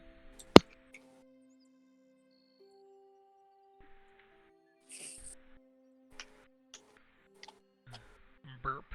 Nope. Okay. Moored at one of the docks is a very long vessel that looks sharp and piercing in its design, like it's meant to ram through things. At its front is a red shield-like barrier attached to it that blocks waves from splashing the crew when it's speeding, but it's aerodynamic to allow maximum speed across the sea. Mm-hmm. Sharp and pointy, yeah. It's big, long, and good for plowing things.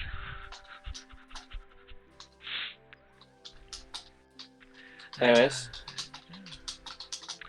The shield at first kind of looks like a sail, but then you see at the back there is some tech for propulsion.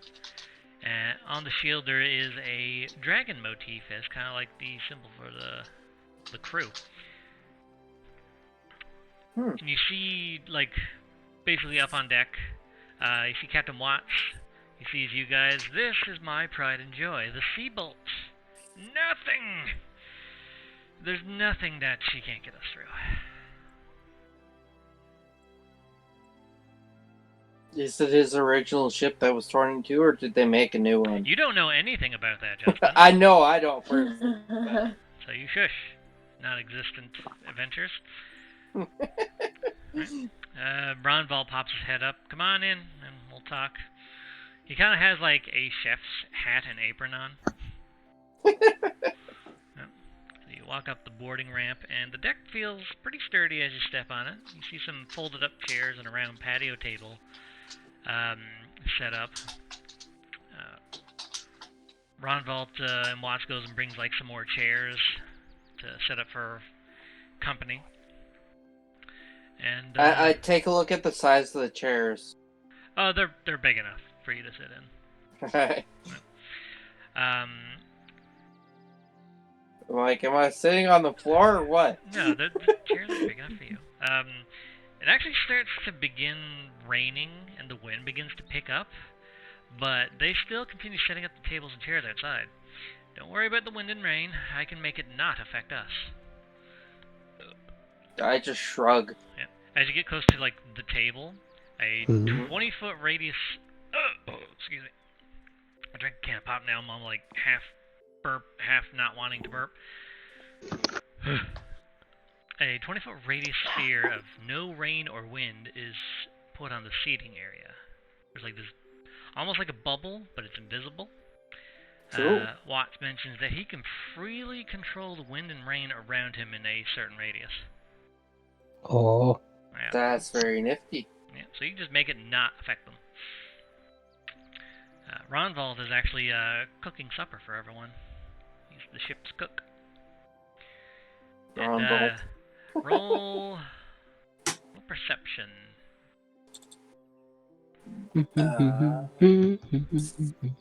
All of us? Yes. Yeah. Well, we're all here, so. Yes. True. Yeah, mirror. Mirror. Mirror. Aw. Yonkai, you're just like fascinated by like you see where the bubble starts and ends. You're just like putting your hand out, putting your hand in, putting your hand out. that honestly, that's something that would happen with a young guy. He'd be like, holy shit. I can just picture Yonkai. One half is inside the bubble, one half is out. He's just imagining to himself, I'm in two places at once. Anyway, Mirrodin, you notice that Hrist isn't around.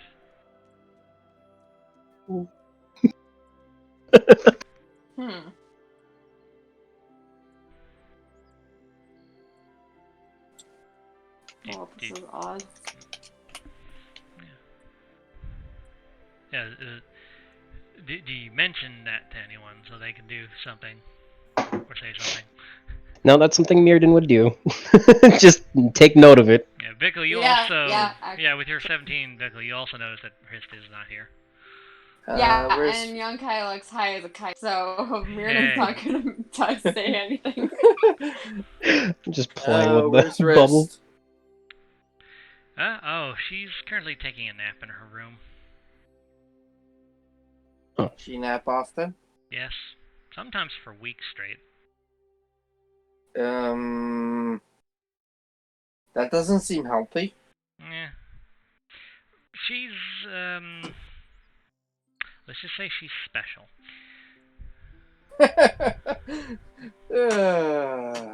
I laugh at that. Like, my character actually laughs at that. Mirrodin is confused. How is she special? She's not a normal girl.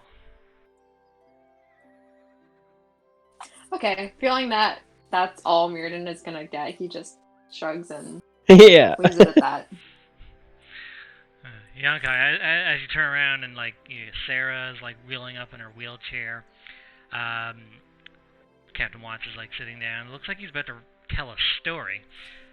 So while we wait for Ronvald to cook us up something nice, tell me more about yourselves. We're gonna be helping you with your problem. He looks to you, Yonkai, your little parasite that you need purged. It's best to get to know each other. Like, we know our names, but we don't know you personally. Well, I mean, not much to say other than I was raised as a monster hunter, and my father and I went after Viking after they slayed our clan, and just constantly. I don't know how many years it took for us to finally track him down and kill him. Back to reality. Oh, I mean, well. yeah. And looks to you, Vico. What's your whole story? I mean, we have an idea of who you are, Vico, but I don't know. The guildmaster seems to have a different image of who you are.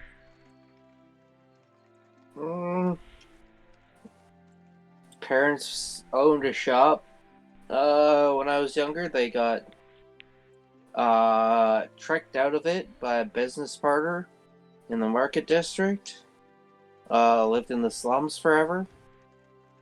Did the odd jobs here and there. Odd jobs, huh? Well. And then my roommate got kidnapped. Then I went to go rescue her. He stops you before you ramble on. Yes, we're aware of that whole situation. Alright. Yeah, ready for 3 hours of him trying to recap the whole campaign. And then he looks to you, Mirrodin. So, what's your story?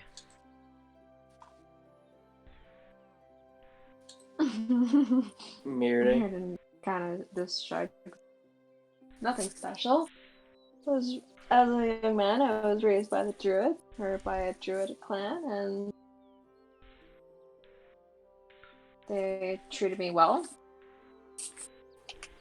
But I left to search for other things.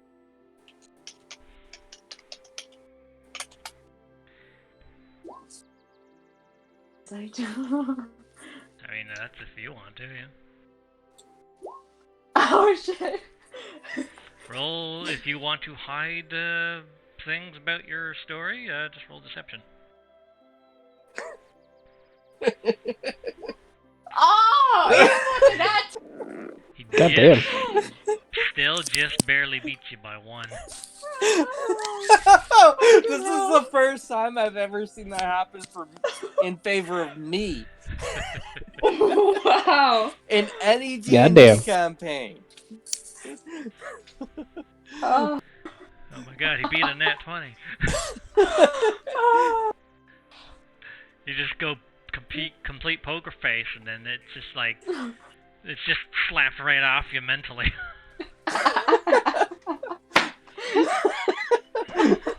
I just give her an eyeball saying I call bullshit, and then I just go back. Or him.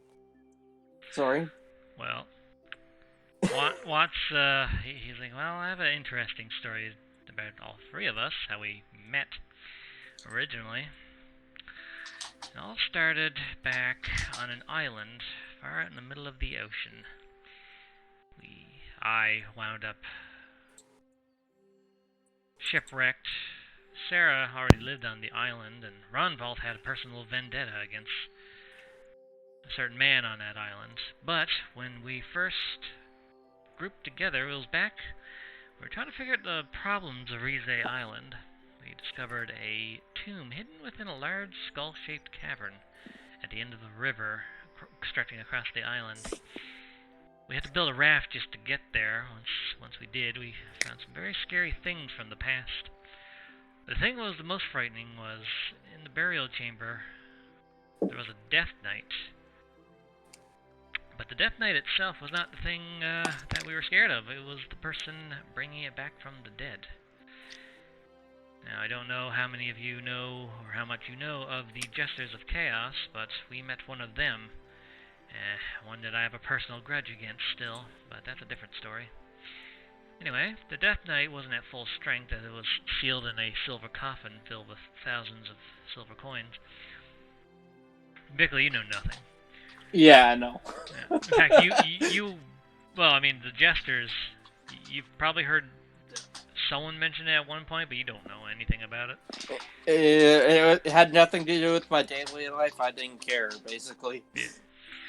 Yankai, you've heard the name, but you don't know enough about them to really, like...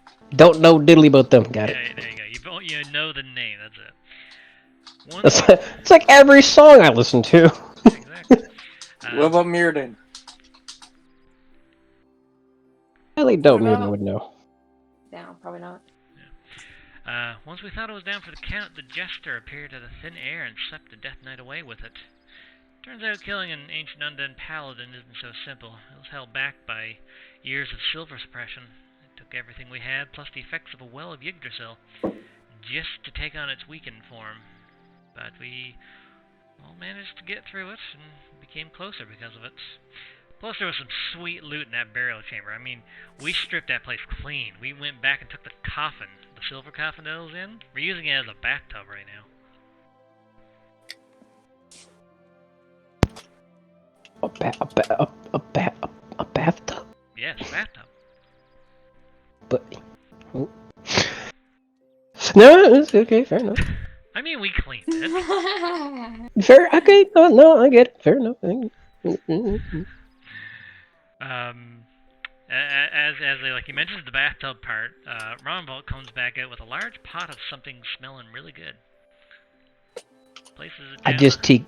I take a deep breath. I just... Oh, what's that? Yeah, he places it down on the table and removes the lid. Inside is a very aromatic seafood pasta. Oh, that reminds me of something that I had in Japan. Oh. He also places a very familiar strong bottle of rum on the table and pours everyone a small, tiny shot. I'm like, oh my. I didn't know I was gonna get cronked. I mean, dropped. He's like, well, he holds his shot glass up to new friendships, and then he downs his. I hit mine on the table and I down mine. All right, roll. I'm gonna pour mine into a cup and add water to it. Okay. So you would roll with advantage since it's watered down. Everyone else roll a Constitution saving throw. Whoever's drinking the shot. Yeah, I'm here to drink that. Constitution saving throw. Pow! Yes! Wow. All right, so Yonkai's the only one that passed out of you three. I gotta roll for the others. Hold on. Oh, doesn't Vickle pass with a 16? Nope. Okay. That shit's some heavy stuff then. It is. I fucking watered it down, damn it! Ron You're also a lot bigger than me too, and yet I can handle it better. Roll for Sarah. Fish girl. Come on, fish girl. No, she does. She's out cold. Captain Watts, where are you? You're a hardy boy. Come on. Come on, you have proficiency. Come on. No. Captain Watts he's a drunk sailor. So let's see. Excellent. Mirrodin, you are unconscious. Sweet. Vickle, you never had alcohol before, you watered down. What it feels like when you drink it feels like a really large gauntlet wielded by a giant punched you in the face. Oh my god. With all of its strength. That's what it feels like. He points out, this is Cloud Giant Gauntlet rum. And as I described, that's what he described. Drinking it feels like a metal gauntlet punching you square in the forehead. And then he serves up everyone some pasta. Sarah's, actually, no. That one was... Yeah, Sarah's out. The food, however, kind of just like uses it as like a smelling salt, just like rubs it in front of your face, just wafts it into you. You wake up, Mirrodin, and as well as Sarah, you're very, very drunk, but you have a big plate of pasta and you're super drunk. I start saying randomly. Roll a performance with disadvantage. 2. Oh. You just start slurring in almost like a rhythm-like pattern, but it's just no words. It's also in giant. Ronvald also starts like slur singing in giant with you. Oh boy. Did Ronvald pass? Oh, actually, Ronvald passed. He's good. Captain Watts, however, he begins singing, but it's in primordial. Can I start singing in an abyssal? Sure. You just start speaking like the devil. Okay, I sing that. I sing heavy metal. I know all of those. Okay, I get sick all of a sudden because I thought of singing in the same language as all of them, all at the same time. Yeah, you make yourself more sick. Wait, you know abyssal too? Yep. Oh my goodness. What about And Celestial? primordial. This is all. No. This is all I know. No. Oh, Yonkai would understand me then. I would understand you. What about Druidic? I do not speak Druidic. No, that's specifically druids. Sweet. An elf. Yeah, no, I speak Gith.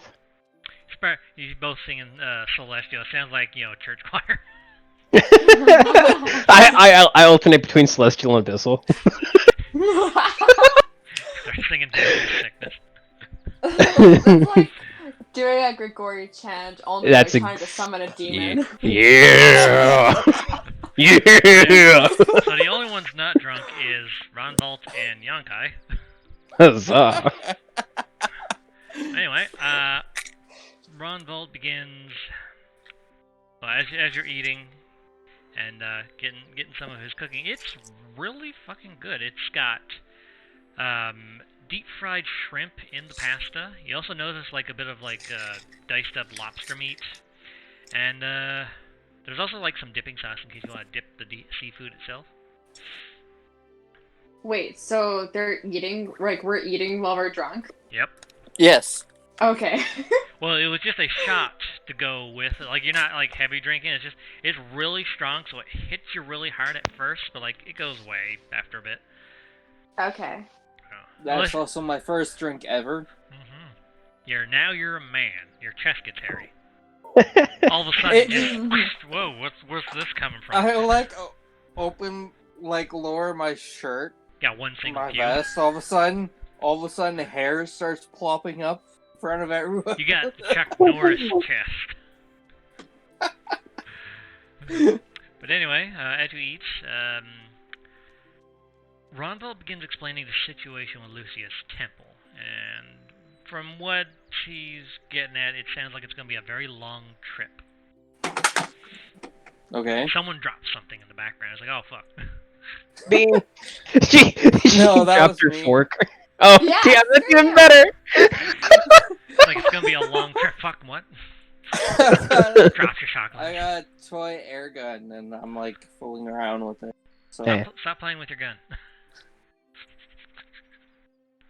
Anyway, so the temple is located on an island over in the 5-star archipelago. However, entering the island is not something anyone can just do. The actual temple on the island is guarded by the Cloudbanes from centuries ago. Only our blood can actually open the seal on the entrance.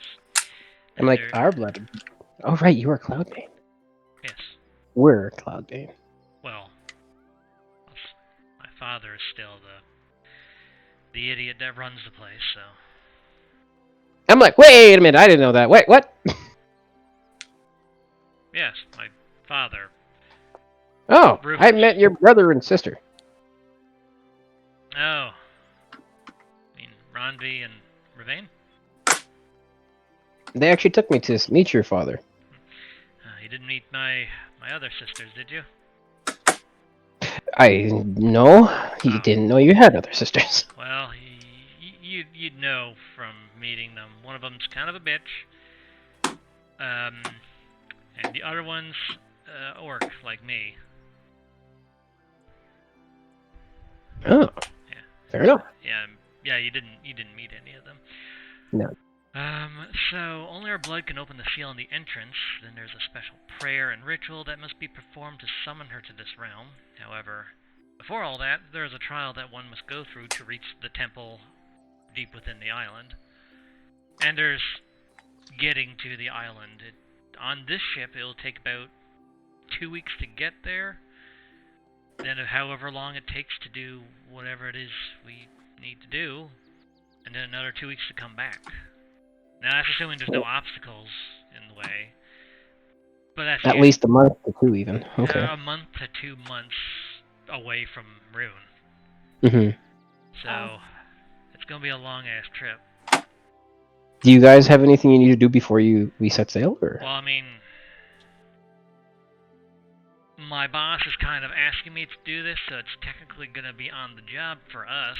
But if you guys have to do stuff before leaving, take whatever time you need. Just let us know when you're ready. I got something. Sounds good. Yeah, like Well, once we're gone, we're not gonna be coming back until we're done. We'll have to do some prepping beforehand. Yeah, I mean, there's no time limit. It's just whenever you guys are ready. Perfect. Yeah. Don't rush it, because I don't want to hear complaints about, oh, I forgot to buy these supplies or whatever, or I wanted to go do That's totally fair. this, that, and the other thing, but I forgot to. Get all of your affairs in order before we leave, because we're going to be gone for 1 to 2 months. Yeah. Absolutely. Yeah.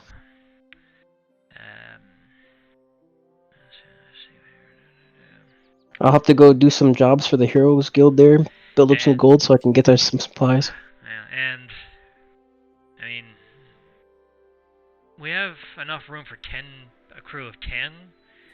With the 6 of us plus Frist, that's 7. If you wanted to bring a few other people to help, that's up to you. Okay. The So we have room for 3 more people. Yeah. So if you had 3 companions that were willing to come with you, then you could bring them. Okay. Convince Hope. I'm going to work on that. Just whispering over to him, like, convince Hope. Yeah. Stop it. I will ask Hope. Alright. Also, I would like to find Aqua at one point. Yeah, at some point you'll find her. Sounds good. Yeah, there's no time limit on this adventure. Go at things at whatever pace you feel like. Louie will be staying with Agatha while you're gone. Yeah. But probably mention that you're going to be leaving for a couple months. Oh, yeah. Right. I want to do my stuff here in town, though. I've got some side quests going on. You all will have side quests. Oh, yeah. Oh, I know, but I've got some long-standing side quests I want to do. So yeah, do your side quests, scrounge up any supplies. You could also explore outside the city, or well, I mean, you were told of a pest problem outside the city on the farms. Yeah. So that's one. There might be others. And I have like 6 side quests made. So. Good. I'll take them all.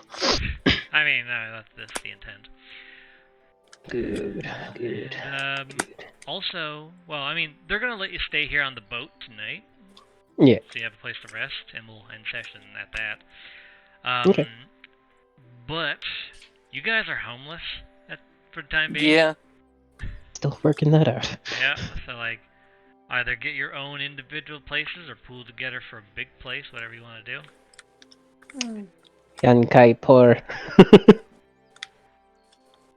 And My character's too drunk to talk about that. yeah, you guys are too. Well, I mean, Yankai passed, and so did Ronvalt. Yeah. With that, as like everyone's kind of like going to sleep because they've not taken well to the rum. It's Wait. Before anything else, I need to show Mirrodin that picture of the wood elves in my little Monsters Gun magazine. Oh dear. Now that he's drunk. Uh-oh. So DM has to explain this.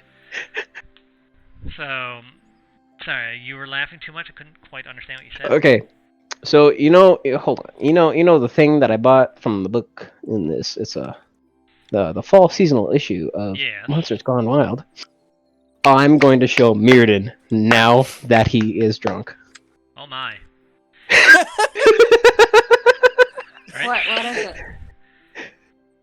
So you just shuffle over to Mirrodin and say, hey Mirrodin, I got something to show you. Yeah, Mirrodin, come here. I've never seen you drunk. This is perfect. Reardon's like a quiet, sleepy drunk. It says you. It's up to the DM at this Well, point. no, that's up to you. Your character's personality when you're drunk. But, Just gonna jab him in the side. Wake up. Wake up. Here. You're Jab. saying Mir. Yeah. Wake. That's why I call him Mir. Anyway, so you show Mirrodin the fall seasonal of Monster Girls Gone Wild. What particular monster girl type do you want to show him? Hold on a sec.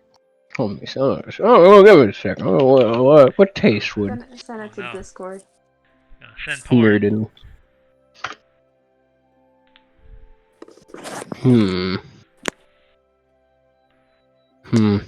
Let's see. No, that'd be weird. I don't know. Well, whatever's in there, whatever I think will pique his interest. Ow. Dude, that's for you to choose. Maybe. Wait. What are those called? Oh fuck! What are they called? What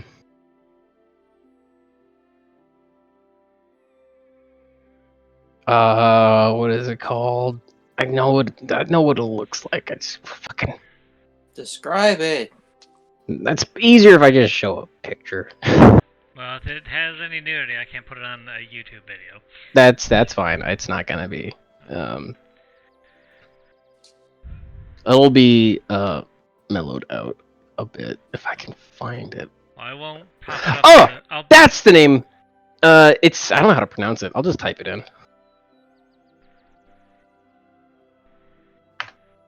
Feel free to look that up. I know what that is. The plant women? Yeah. Yeah. Okay, where am I looking this up? Google? You literally anywhere and you will be yeah.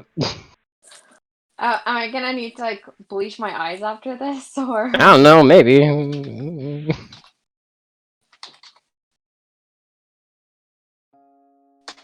yeah, put that one. You're having a happy drunk moment. Okay, some of these are kind of cute. Okay, everybody. Right? That's what I'm saying. It's right up Mirrodin's alley. It is totally up Mirrodin's alley, and Mirrodin would be fascinated and captivated by the images. Yes. Anyway, after showing Mirrodin some sexy ladies in the magazine, my internet just went like. That's exactly what that is.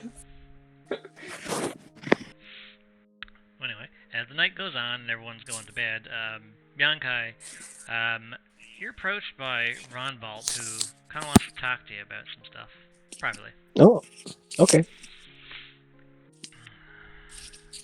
So how long have you had this demon in you? Oh boy. Everyone else has gone to bed at this point. It's just you guys up on two of you on deck. Yeah. How long have Mirrodin and I known each other now? That's up to you guys. Say a year, maybe. So about a year. Yeah. Been roughly a year.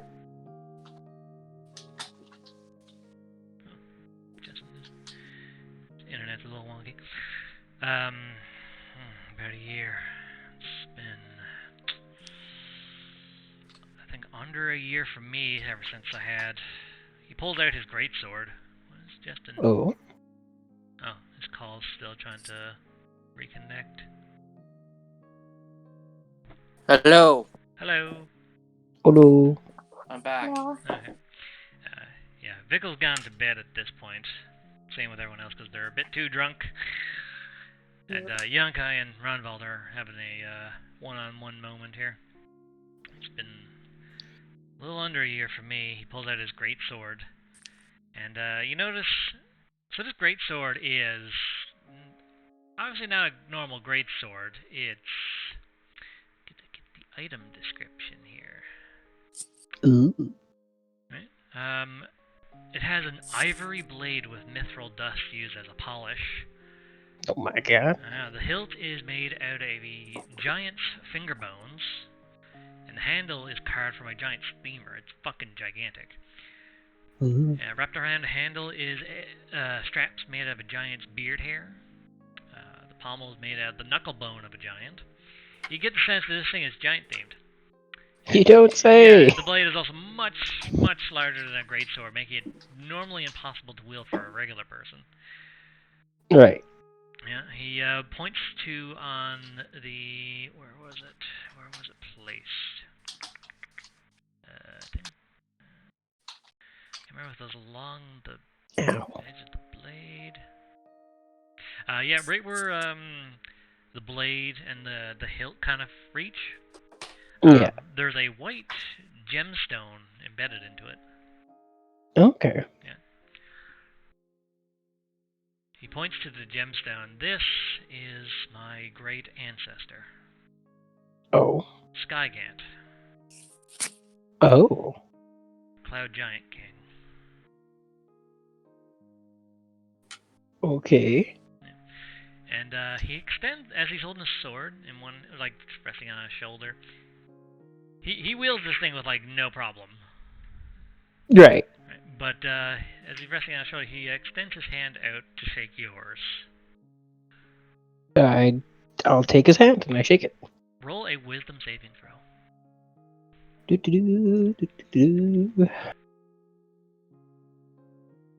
Do. Yeah, so your perception of reality changes. You're physically still in the real world, but what you're seeing is the world around you changing into this dark abyss. And then you see yourself in a throne room. Ooh. On top of a mountain. Oh. Yes. The sky. I take it the throne is much larger than what I need it to be. On the throne is a huge-ass cloud giant old man. I instinctively go down to one knee. Don't worry. He technically can't see you. He can see me. He just like looks over his shoulder, waves to him. It waves back to him.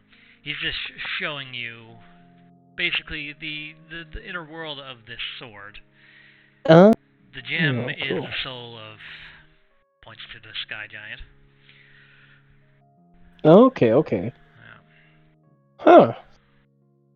And you see Ronval kind of looking behind you right now.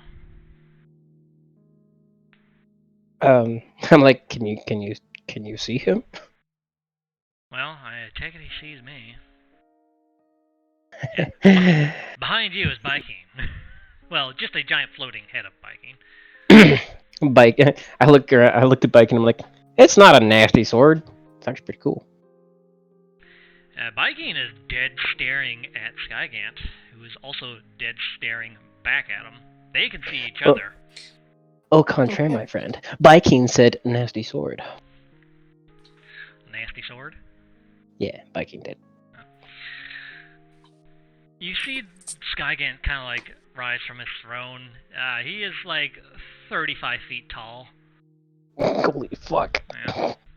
And he is wearing a giant version of the same armor that Ronvald is wearing, golden skill armor. Okay. Yeah.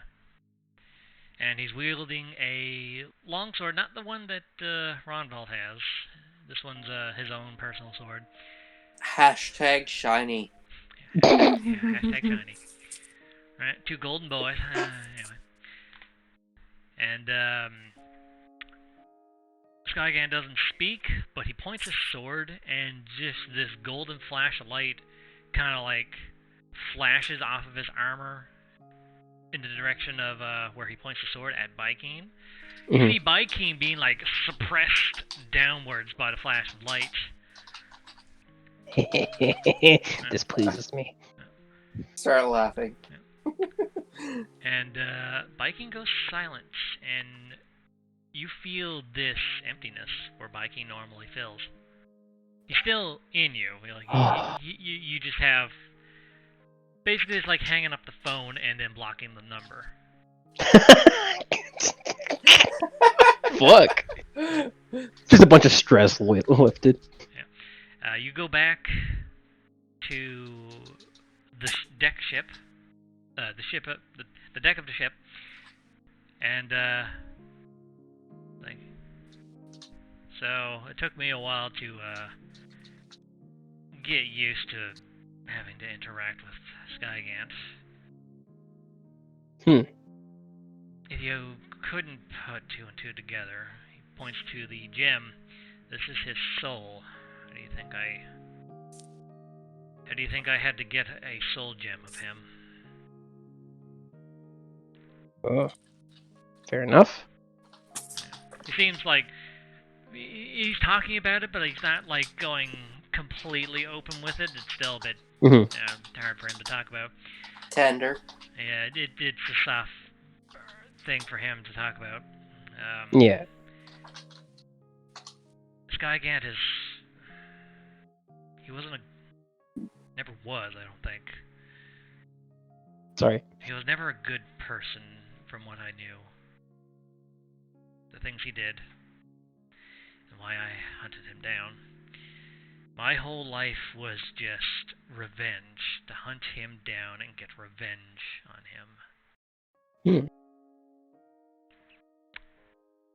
The person I was becoming was not the person you're talking to right now. I was going to become a lot worse. If it wasn't for my friends, Chris, Watts, and Sarah,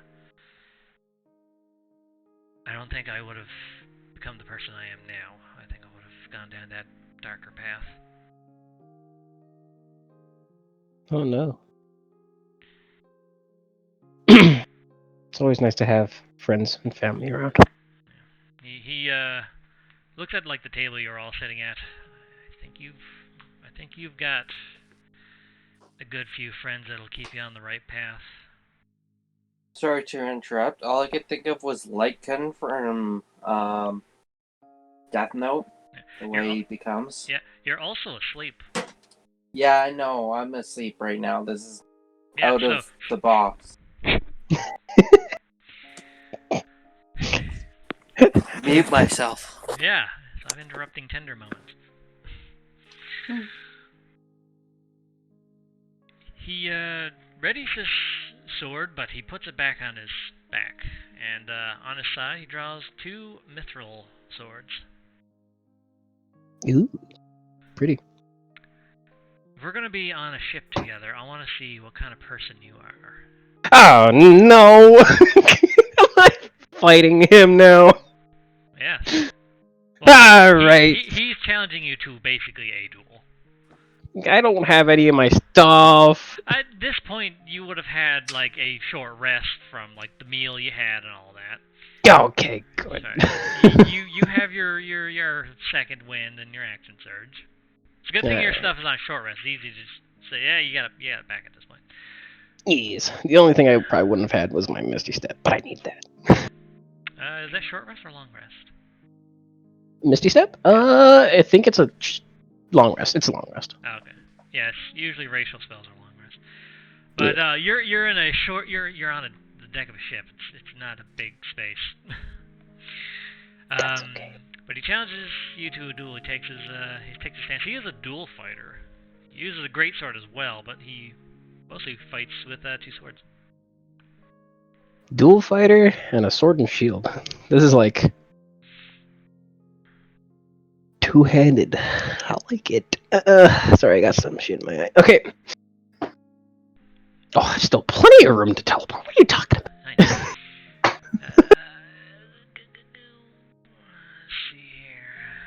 Let's see here.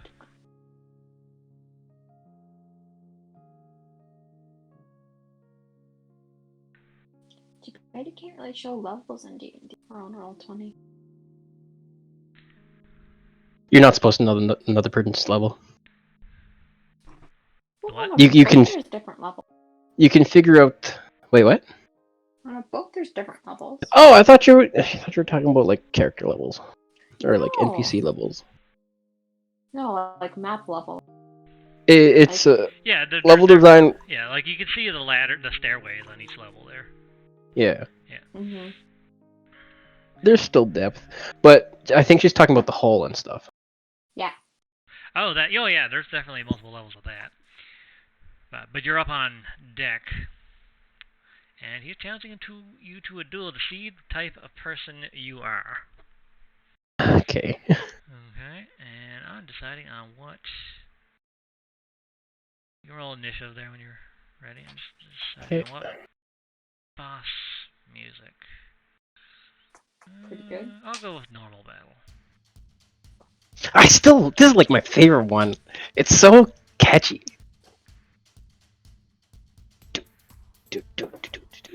Right, well, Sorry. You're going first. I just gotta check. Rumble, is at full strength? Yes, he is. Alright, and...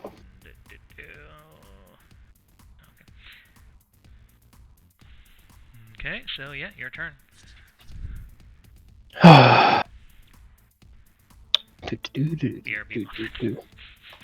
Murphin. Oh, God, muffins. Okay. Oh, I have cupcakes. Well, I'll take out my render claws. I got biscuits. I'll have my claws and my shield. And... You Did go you actually make full biscuits? cat mode. Meow. And I will move up and I will... Well, first, before the battle starts, I'm going to give him the bow. And then I'm going to get position, and then I'm going to run up. And then we're going to attack him twice with the claws. 16, I'm pretty sure that hits. Yeah, that hits. This next one I'll use my... Do I have to decide? So how's... Hold on, I gotta render claws. I know I use my bonus action to get the bonus damage, but... Yeah, it's if you hit. You can bonus Oh, it's action. if I hit? Yeah. Okay. D6. I'm gonna hold off on my bonus action. I'll use it for my... Yeah, this one I'll use my bonus action. Okay, so that's 13 plus 14. Yes. Hold on, it's 27, right? 13, 14, yeah, 27. Yep. So, right off the bat, you do a nice scratch across him. You just like double slash at him. Yeah. He's like, huh, didn't know you had those. You're using the short sword there before. Master of Arms. And that's your turn? That's my turn. Okay. His turn. Okay, now he is a dual fighter. Attacks.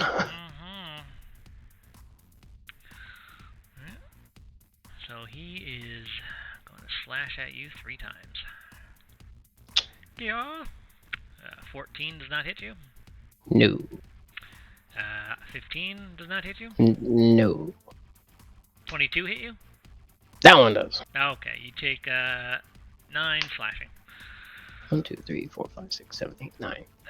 Cool. Let's see here. Does he have any other abilities?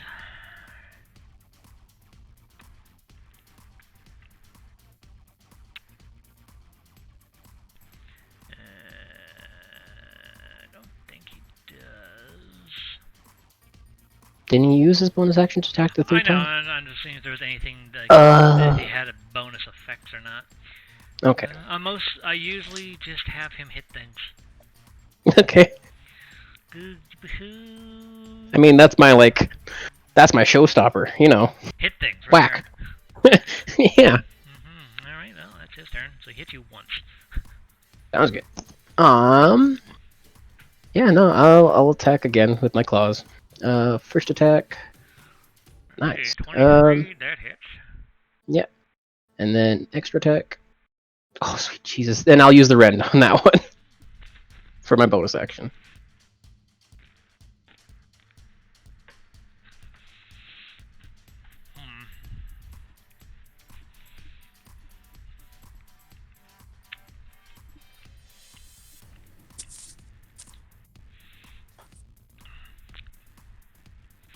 Okay, well, you did an insane amount of damage to him.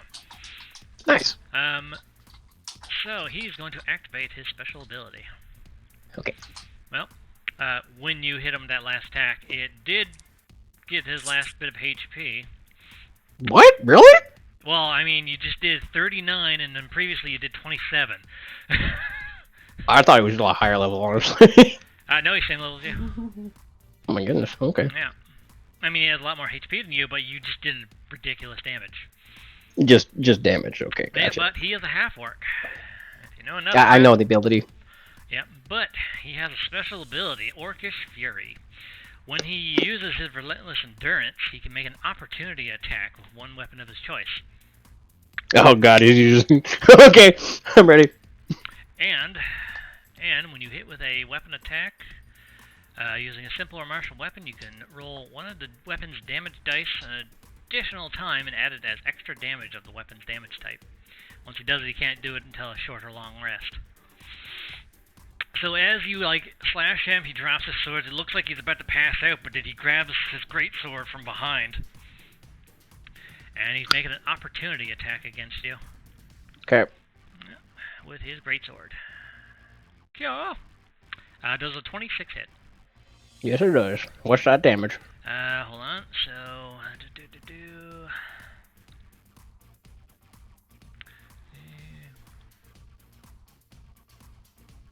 Ooh, so he gets to roll his damage again. It's like choosing to do a crit. Alright, so you take that plus 8, so 11 plus 8, that is 19 points of damage. Okay. Okay. And that was his opportunity attack. Was that your turn? 9, yep. Alright. His turn, he is now holding his greatsword. He has got a second wind, because Jesus Christ. Here's what I expect me to get hit that hard. Alright, so he's going to heal for a bit.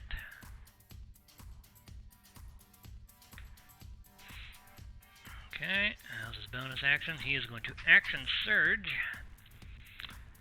And he is going to greatsword the fuck out of you. He's breathing a little heavy, though. Alright, so 21. That one hits. Alright, you take 12 slashing.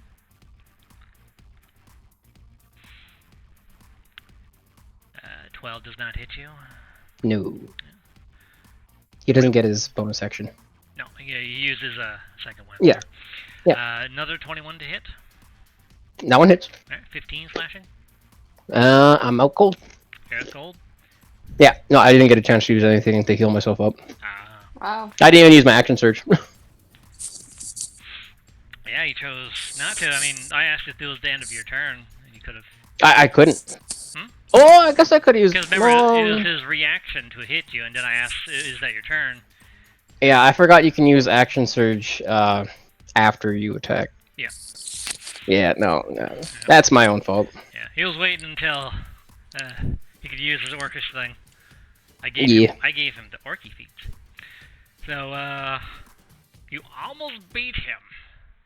I probably would have been okay if I used my action surge, but I forgot I mean, he had about to go all out just to beat you, so. Yeah. But he wasn't originally planning to use his greatsword, because that's like his heavy murder weapon. Yeah. But, Like he knocks you down. You're not like unconscious. It was just subdue damage. Yeah. But yeah, he had to bring out his bankai. And you don't hear any annoying demon voice in your head laughing at you for getting your ass kicked. Hey, suck it. Yeah, biking is currently suppressed by the influence of a cloud giant. Huzzah! I am curious. Anyway, Ronvalt puts his sword back on his back and reaches his hand out to help you pick up. I would have only had like 2 extra HP after that attack. Maybe 5 actually, but yeah, no. He still had an extra. He still had 1 more attack. Yeah, he still had. Let's see, he did. Yeah, 3 attacks because he action surge. He had 1 more in him, so. Yeah, he had 1 more attack in him, so he could have. He easily would have still beat me. Yeah. He's like, you almost beat me. I stick my tongue out at him. The last time I got beat was. Well, actually, no, it wasn't against Skygan. It was against this damn harpy monster. But he like kind of does that like where like he goes in for a handshake, but he does like the thing where you're like Forearms. No, not the forearm things. Like the what's the fuck is it called? Have you Arnold and. Yeah, Arnold and what's his name from Predator? I don't know his name. Yeah. Well, Carl Weathers is the actor. I can't remember his. Yeah, I don't know name what in the that. movie. Right. But yeah, he goes in for that afterwards. It's like good fight. Oh yeah. Oh yeah, we doing it. We doing it. you just made like best friends with this guy. Did we just become best friends? Oh my god, you want to do karate in the garage? Yeah. Yeah. Yes. From what you see, besides Christ kicking his ass, probably, he doesn't have like many real friends that are like same combat style as him, same like heavy hitters. Yeah. So you've just made friends with the son of the guy who you were about to do like some bad political stuff with. Yeah, I was about to do something really. It's gonna be ironic as hell when when me and his son go and do what he was gonna do if I try to like. Just like arm in arm skipping through the church. Yeah. Like, skipping through the church, I'm flipping everybody off. He's flipping everybody off. Literally, he would do that. He hates. So Ronvald basically mentions his dad's a dick. He hates him. I could tell. He mentions that. Could be ending session here, Sam. He mentions. Well, he doesn't go into the full story, but Skygant essentially killed his mom. Oh my god. And his father allowed it. What the fuck? That's why he hates him. That's the gist of what he gives you. The details are a bit hard for him to talk about because it's a whole long story and adventure that he went through. Yeah, no, it's all right. He's already gone through his campaign, essentially. He's gone through his campaign. Fair enough. I mean, technically, I had like another campaign, adventuring with my dad, and then this is the aftermath. Hold on. What you munching on? Biscuits. Normal mapper. American. Yeah, this bumps. Mapper. I already had a cupcake. Alright, well, I'm being healthy and eating carrots. Well, anyway, with that, he shows you to like your room here on the boat, and it'll be basically when you set out to sea, it'll be the room that you'll be sleeping in. Cool. The cabins, they're like single, like standard rooms, like single bed. Actually, I have a description of the boat itself. Give me all descriptions. Oh god. Alright. So, it's a speed vessel. It's designed for piercing through waves. Holds a crew of 10. The propulsion system it runs on magic of the captain. Essentially, Captain Watts is attuned to the ship like an item. And through his storm sorcery, he is able to control the ship. By basically... Awesome. He can't control the speed of the wind, but if there is wind, he can control the direction to be whatever he wants. So he basically tunnels wind into the propulsion system to just push it, but it's only at the speed of what the actual wind is. Yeah. So there's 9 cabins, 1 captain's quarters where Captain Watts sleeps. There's a kitchen, bathroom with a silver coffin for the bathtub.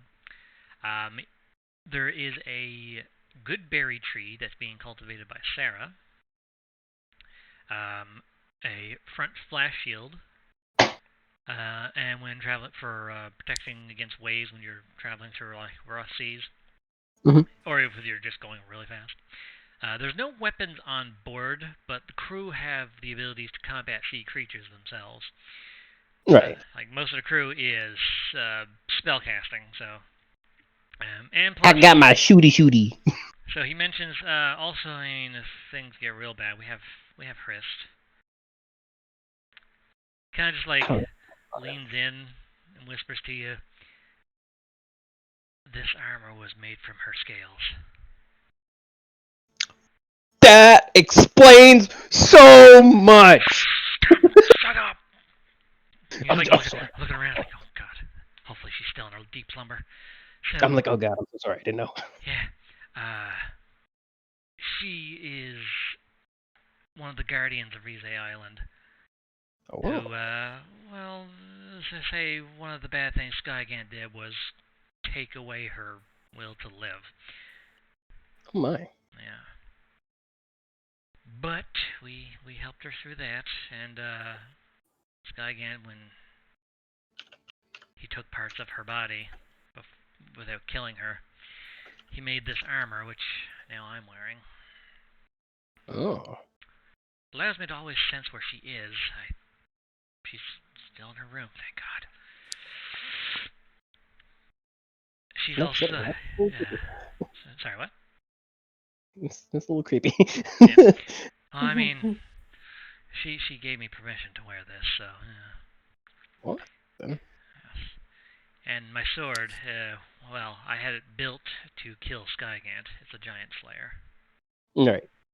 Oh. Oh. Ooh, that's a callback. That's a callback. I love it. Yeah, Skygant is my... Starts counting on his fingers. Great. I stop him like I get it. Please Very, stop. very old grandpa. Yeah. And, you said you saw my brother? Your baby brother. The very big baby brother. So, to explain that, my mother, who is not part of the direct line of the Cloudbanes, was raped and impregnated by Skygant. Oh my god. That baby brother is... I mean, born from my mom. Like, Skygant's my great-grandfather. He's like still trying to figure out, like, wait, does that make him my, like, stepfather, or... I don't fucking know. But we just call him baby brother. Yeah, it makes sense. Yeah. Skygant wanted to make a half giant, half Azamar, which is what my mother was. So, yeah, that's the main reason why I hunted him down. Huh. Anyway, with that, just lore bomb dropped on me. He's like, well, have a good sleep. Goes to his room. I guess I'll go to my room. I was like, huh. There was a lot of stuff that happened to that orc. No shit. Also, that would explain the oversized baby. Yeah, I kind of figured it was going along those lines, but I didn't think it would be like that. Yeah. Special boys.